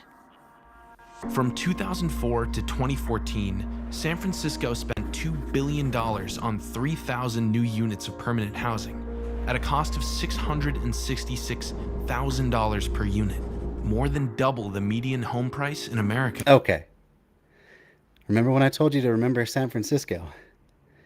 So they're building houses. This Housing First program is is building homes for the homeless at an average per unit cost of $666,000.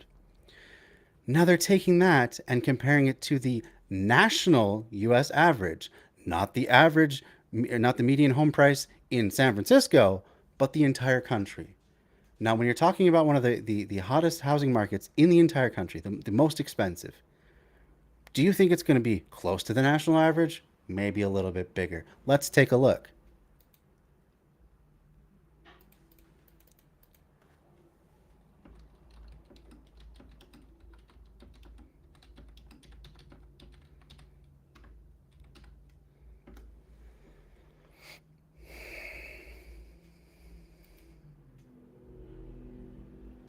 Here we go. So this was fairly recent, January 2022. Median San Francisco home price is down recently, but up compared to last year. The median price of a home for sale in San Francisco has dropped recently. Oh, it's jumping around as things are loading. Sorry about that. Median home price for sale in San Francisco has dropped recently, but it's up compared to this time last year, according to the real estate analysis firm Redfin. Redfin said that San Francisco median price is $1.488 million. A decline of more than 5% from November to December, though. But still, let's now compare that 1.48, almost $1.5 million as the median home price in San Francisco to what they are now complaining about. They're complaining about building homes for the homeless for $666,000. So about half, less. It's in fact less than half. Double that would be about 1.3 million. So they're building homes for the homeless for about half the median price of homes in San Francisco, and they're complaining about this as a bad thing, as a waste of tax dollars. That's what they're going to be talking about next. Yeah. That money could be spent so much more effectively.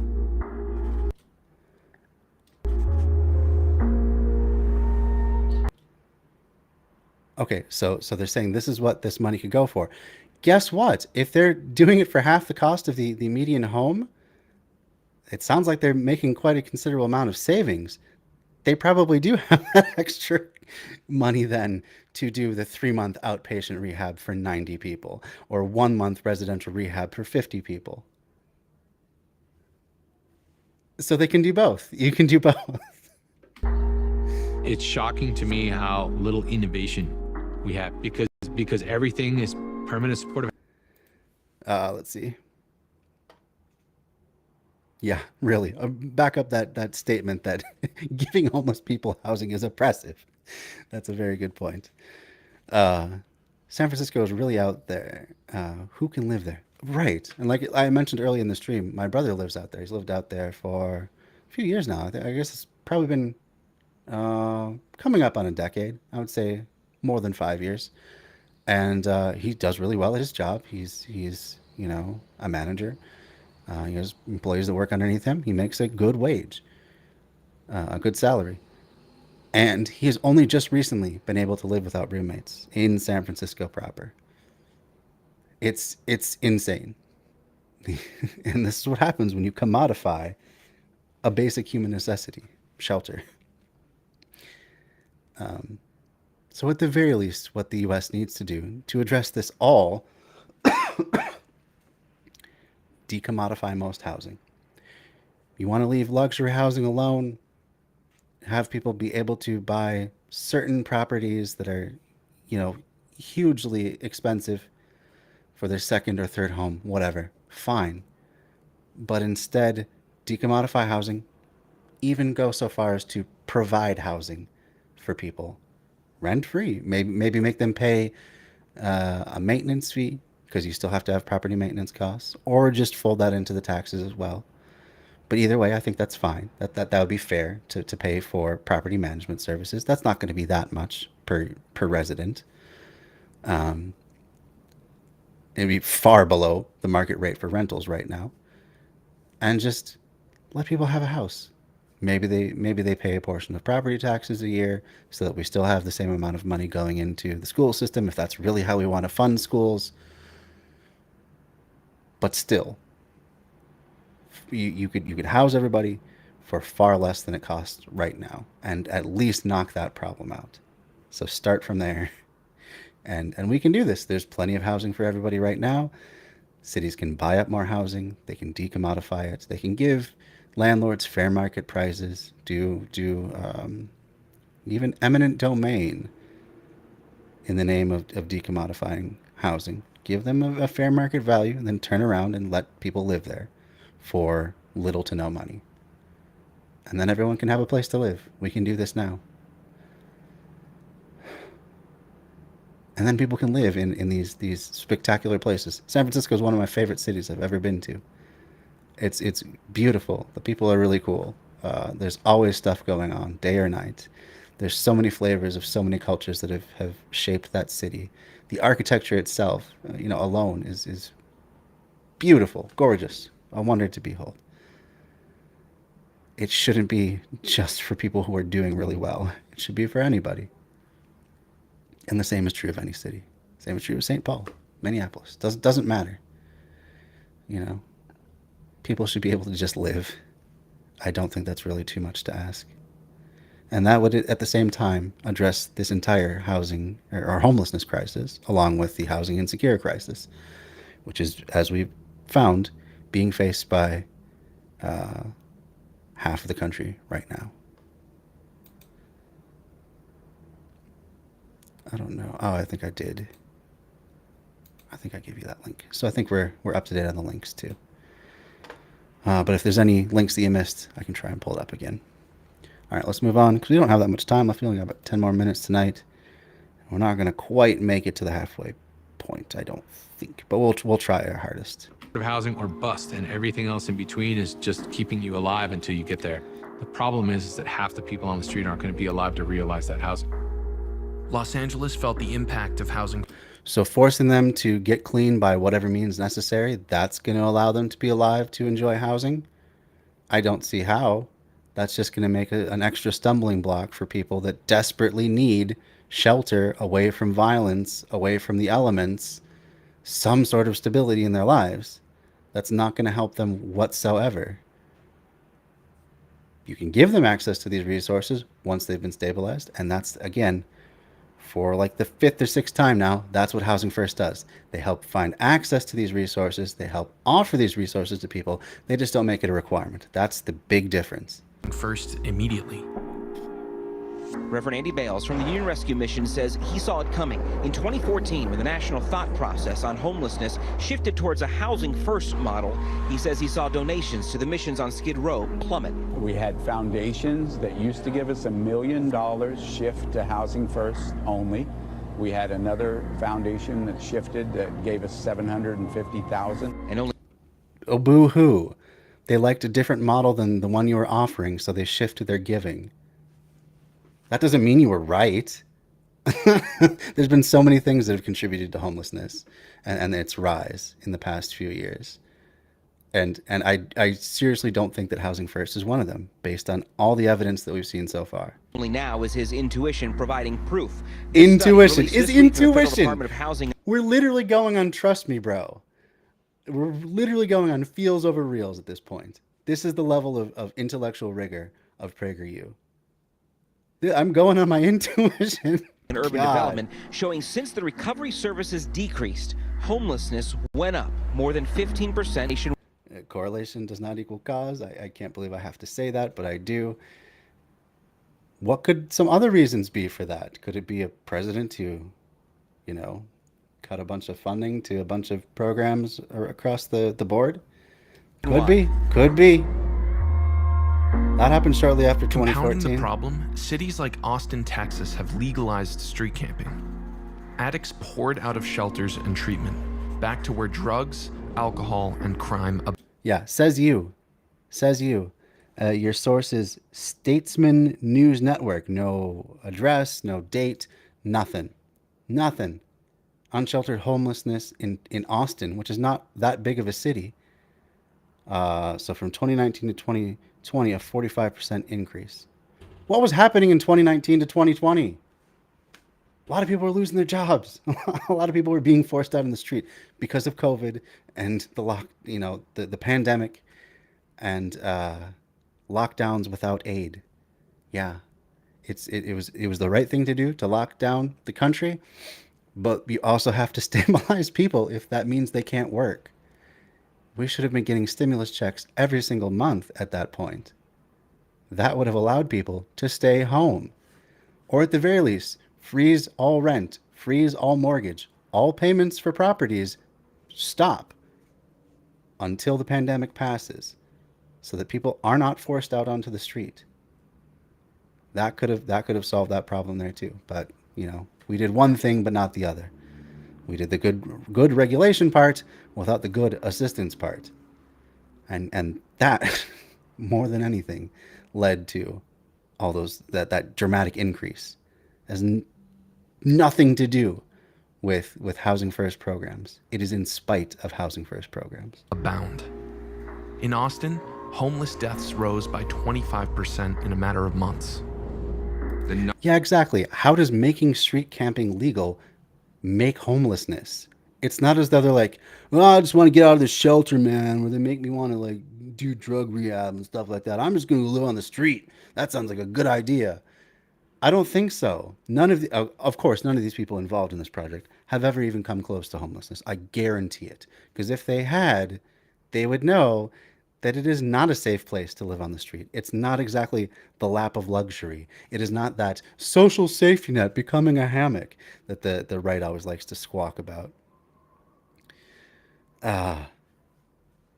They are treating symptom as cause. The symptom is people are being thrown out of their home for one reason or another. A lot of it due to COVID-related issues, and just a complete downturn in the entire economy because of COVID. That doesn't make it. It's not as though if they hadn't made it legal to camp on the street, that they would have just been, oh, well, we can't camp on the street. Why don't we just get a house instead? Does that make sense to anybody? Oh, I can't camp on the street. Well, I better just turn my life around. I guess I'll get off drugs. I will get a job. I'll clean myself up and I'll turn myself around without any assistance from anybody. No, that's not what led to them being there in the first place. That's ridiculous. We got to move on quickly, though. Number that should absolutely horrify Americans is that in LA, you have about 3 individuals die on the streets a day. If you look at this relative to the whole homeless community in LA, this means that they have death rates higher than soldiers that we sent off to Iraq or Afghanistan. Maybe we should get them off the street. Maybe we should give them a place to go. You know how you limit the amount of people dying of homelessness? You give them a place to live, and then provide resources so that they can stabilize their lives and their living situation. You don't just kick them off the streets to the next city or the next state. That's just kicking the can down the road. Not a single person has been driven off the street and into housing by it being harder to be homeless. None of that anti-housing or anti-homelessness architecture never worked to stop someone from being homeless in the first place or continuing to be homeless. Oh, there's spikes under this bridge. I guess I just won't be homeless anymore. This is ridiculous non-solutions. First of all, it's no place to live, right? But that's a bad statistic. If people are dying more on the streets than in war zones, let's address that problem by stabilizing their housing situation. You living in a tent or in a doorway, it is so substandard. Absolutely, Joanna. Right, for anybody. This is not a way for a human in this year to ever live. There's no infrastructure for it. Where's the toilet? Where's the sanitation? Where's the toilet? Where's the sanitation? In housing that you put them in.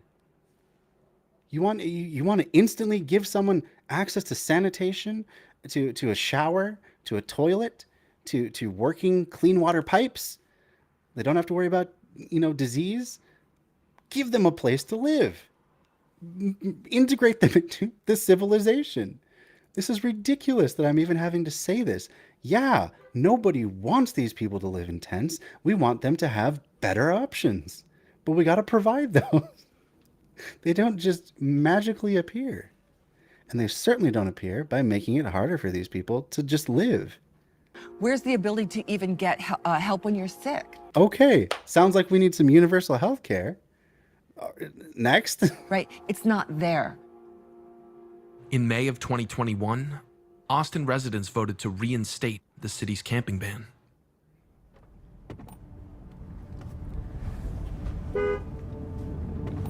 What happened then? Oh, I'm just on the edge of my seat. I just believe that today is just no accountability in society as a whole for people's actions anymore. It's just a moral question. I'll use the bathroom any way I want to, whether it's in front of kids or not.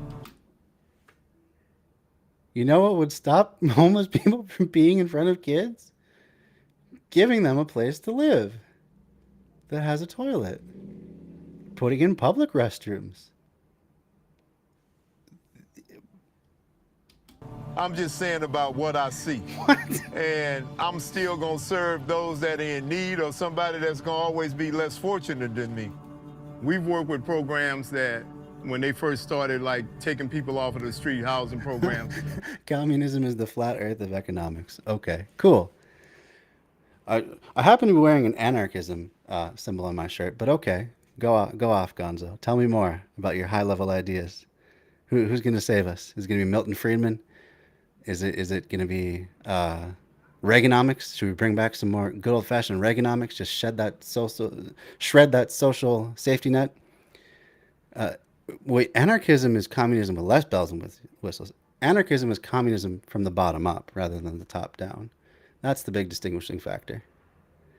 Have overlapped with, yeah, okay. I mean, we're both leftists for sure. We both want the basic necessities of life to be provided for people. Don't you? Would you rather people starve, die on the street, never quite have enough to make ends meet under the great glorious capitalist regime that we have now? Okay, what would you like then, Gonzo? I'd love to hear it. Anyway, we got to move on because I got to get done. It's 9 o'clock. I got to get off. People would live in houses and We'll live get to in the end of rooms this guy, and whatever still he like they says. were living on the street. They wouldn't sleep in the bed. Everything was close to them. Paranoia set. Oh, so right. As I keep saying, just giving people housing, that's not quite enough. They're going to take it's going to take some time to adjust. He said they're sleeping on the floor instead of the bed. They just weren't used to being indoors in a sheltered, stable place, and they're having paranoias. So that would be mental health issues. So then, going along with every housing first policy, you then give them access to ways to treat this sort of thing, to help them reintegrate into society.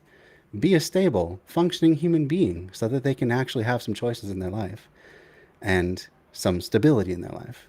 That's what you do then. They didn't trust anybody being in there. They didn't even know how to live inside. Are we? Do you think I didn't know that I live under capitalism? Yeah, it's not providing for people pretty well, is it? People are slipping through the cracks in record numbers. I don't know what the class warfare and education debate from 1970s was, but that's cool. I don't care. Maybe whatever they were saying then was true. That's fine.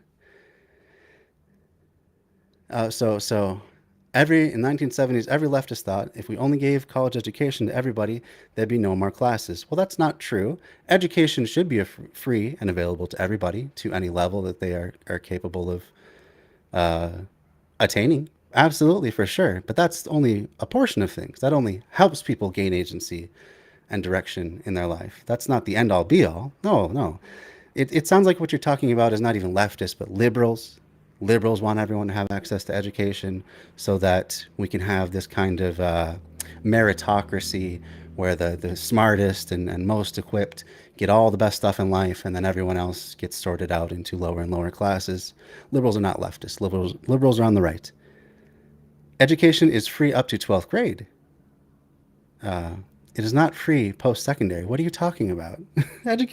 College is not free. Yeah, that's right. Meritocracy is something capitalists like. I don't like meritocracies. If we're talking about who gets to do what job, well then sure, expertise should play a role. But if we're talking about who gets to have a good life, then no.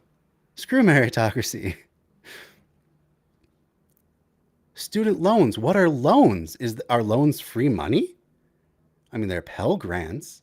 So that is, in a sense, a portion of your education being free, but you still have to take out loans, which you then pay back. They're not free money. You pay them back with interest.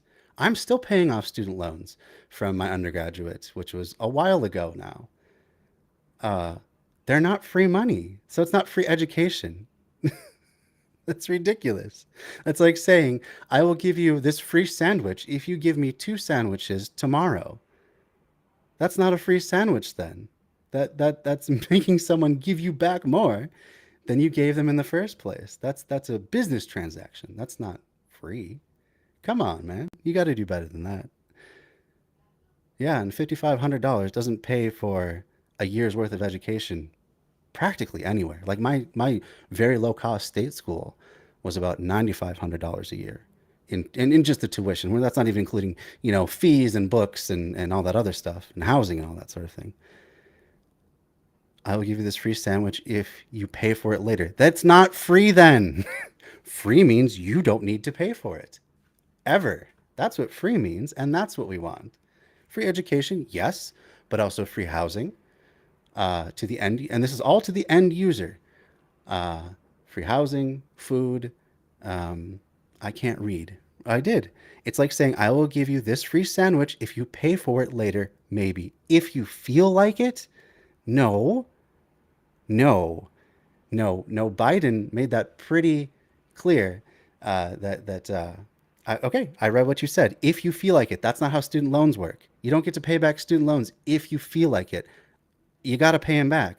They're one of the few types of loans that you have to pay back no matter what. You cannot discharge them with bankruptcy. Oftentimes, even if you die, the people who have co-signed on those student loans, they have to pay back those student loans. It can actually outlive you. So no, it's not free money. You have to pay it back. It should be forgiven, but it hasn't been yet. Yeah, okay. I read what you said again. If you're just here to play the gotcha game anyway, then that gets boring really quick. Why don't you put some real ideas forward? And maybe we can actually talk about that. But it's going to have to be another time. I have read what you said. Let's read it a third time. Let's put it on the screen, just so everyone can see your glorious comment. No, it's like saying, I will give you this free sandwich if you pay for it later. Maybe, if you feel like it. That's not how student loans work. You don't have to pay back student loans later. Maybe, if you feel like it. You have to pay it back even if you go into bankruptcy, even if you become homeless, even if you die. Then the people who have co-signed it, they have to pay for it. So no, it's not like that at all. It's not free money. You do have to pay it back with interest. If you feel like it equals a loan, oh, come now. That's what you mean? Come on. It's free money because you don't have to take it? No, that's not how free works. If you give something to someone for free, that's not only if they don't decide to take it. You're twisting words so much that they're breaking here. That doesn't make any sense at all. No, it's not. It is free to use, but it is not free money. It is not a free education in any sense of the word. You have to pay for that education. There may be a very select few that get a full ride, not usually even academic. Academic is usually only a partial scholarship, but maybe a full ride athletic scholarship. But that's such a tiny minority of people that it's barely even worth mentioning. They're not like grants if you have to pay them back. If they accumulate interest and you have to pay them back if you're using them, that's not free. No, that's not a scholarship. You have to pay it back. You do not have to pay back scholarships. You're being ridiculous. That's enough. I need to end the stream for tonight anyway, because I have to get up pretty early in the morning. You do have to pay it back. What are you talking about? If you take out a student loan, you have to pay it back. Have you not taken out student loans? Do you just not know how this thing works? It kind of seems that way. Yeah, you do. How do you not pay back your student loan? How do you not pay it back? How do you not pay it back? Okay. I guess that's the end of that. They do too enforce it. What are you talking about? They can take away your taxes every year if you don't pay back your student loans. Any sort of tax rebate that you would get, they can just take that. No, not rarely. You obviously haven't gone through this. Or if you have, you've paid back your student loans, so you wouldn't know about it. But you have to pay them back. That's silly. Come up with something better. I don't even know why we're talking about student loans anyway. The topic tonight is homelessness. Did you have a final parting thought on homelessness? Because I got to get going. It's been fun arguing pointless semantics, but I got to get going. Cool. You're wrong, but let's move on. we're at an impasse now. You are wrong. That's not how student loans work. Let's move forward. Do you have any thoughts about homelessness, or should I just end the stream? It's kind of your call at this point. I didn't admit that. I do not admit that. It's not true. Okay. Because it's not... Wow. Okay. You're not a very good troll here. Usually trolls have more to say than just the same line again and again. Usually they have some stupid point to make, at least. What do you have to say about homelessness? This is your last chance. Yeah, you are a troll, though. You're obviously trolling. You're not acting in good faith. You're just nitpicking. You're looking for gotchas. You're doing a fishing expedition for gotchas. Yeah, homelessness. What are your thoughts? How do we solve homelessness? We let them starve? We let them die? Why can't they get a job? Wow. You're just, man. I bet none of them ever thought of that. Why can't they get a job? Why do you think that is? Why don't you answer that? Why do you think homeless people don't just get a job? They're probably not starving. They're probably not doing well. They may be getting by on some generosity of other people, but I don't think they're going to be have good nutrition, at the very least. And you can't get food stamps and welfare unless you have an address. And if you don't have an address because you're homeless, how are you going to get that stuff? One thing we can do is lower rent prices. How are we going to do that? We're going to make the government do that? Plenty cheap outside the city centers. No, it's not. Centers. Are you? You're not from the U.S. then, huh? Curious where you're coming from. How are we going to make rent cheaper? Come on, let's hear these high-level ideas. NIMBYism in California makes it so that Cali is all low-density townhouses in Cali. That was a beauty of a sentence there. No, it's not. Have you never been to, like, downtown LA, San Francisco? NIMBY is not a form of regulation. NIMBY is people showing up at town hall meetings and saying, hey, I don't want this in my backyard. NIMBY is not in my backyard. It's not a regulation. It is an attitude that people have. They may make policies based on people's attitude of NIMBYism. NIMBY doesn't... Yeah, no, I know what zoning is. Believe me. I have a master's degree in urban planning. I know about this stuff. But NIMBYism, first and foremost, is an attitude. It may lead to policy, but it is not itself a policy. Zoning is a policy, and people may push for certain zoning, but major cities in California are not all regulated single-family residential. That's just not the case. There's a downtown in LA even. It's not. Where do you get your information from? Do you just make it up on the fly? Cool. Anyway, I gotta stop the stream now. We've been going on way too much. Okay. It can lead to zoning if enough people are NIMBYs. Are NIMBYs. But cool. What does that matter? California is not low density across the entire state. That's silly. That's not we were talking about San Francisco quite a bit. San Francisco is not low density. There are very few single-family detached homes as a percentage in that city. There's lots of high rises and mid rises. NIMBY has always been a thing as long as there has been people who live in places together. It is an attitude, not in my backyard. That could mean not the peasants living in my backyard. I don't want the peasants too close to my manor, my lord's manor. It is not... Wait, you're talking about the entire state is on average? Well, that would include...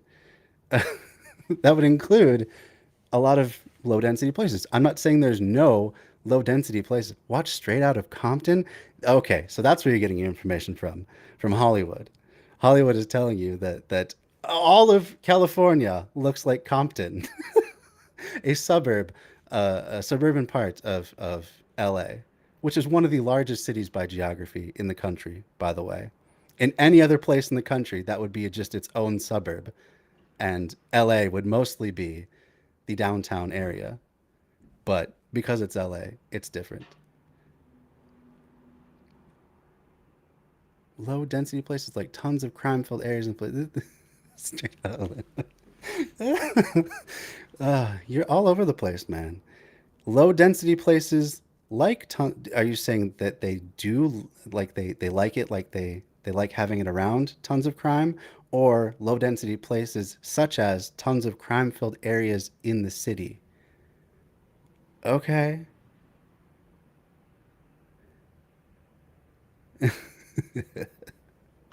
Thanks, Joanna. You've been a very good commenter tonight, and you've contributed quite a lot. I look forward to having you on future streams, hopefully. Speaking of that, we're going to have our first on the series of the book, A People's History of the United States by the United States of America by Howard Zinn. We're going to start that tomorrow night with good friends of the show, Trisha and Nathan. And yeah, we're going to start into chapter 1. It's going to be quite the ride. Okay, so you're starting to stray into racist talking points. Is that where we're going, Gonzo? It's not going to end well for you if you go down that path. I can tell you that, my friend. But yeah, we're going to start that tomorrow night around 6 p.m. Central Standard Time. Probably the 3 of you are all stupid. Well, you got us there. Sick burn, bro. And with that, I'll say goodnight to everybody. And see you all tomorrow night. Have a good night, everybody.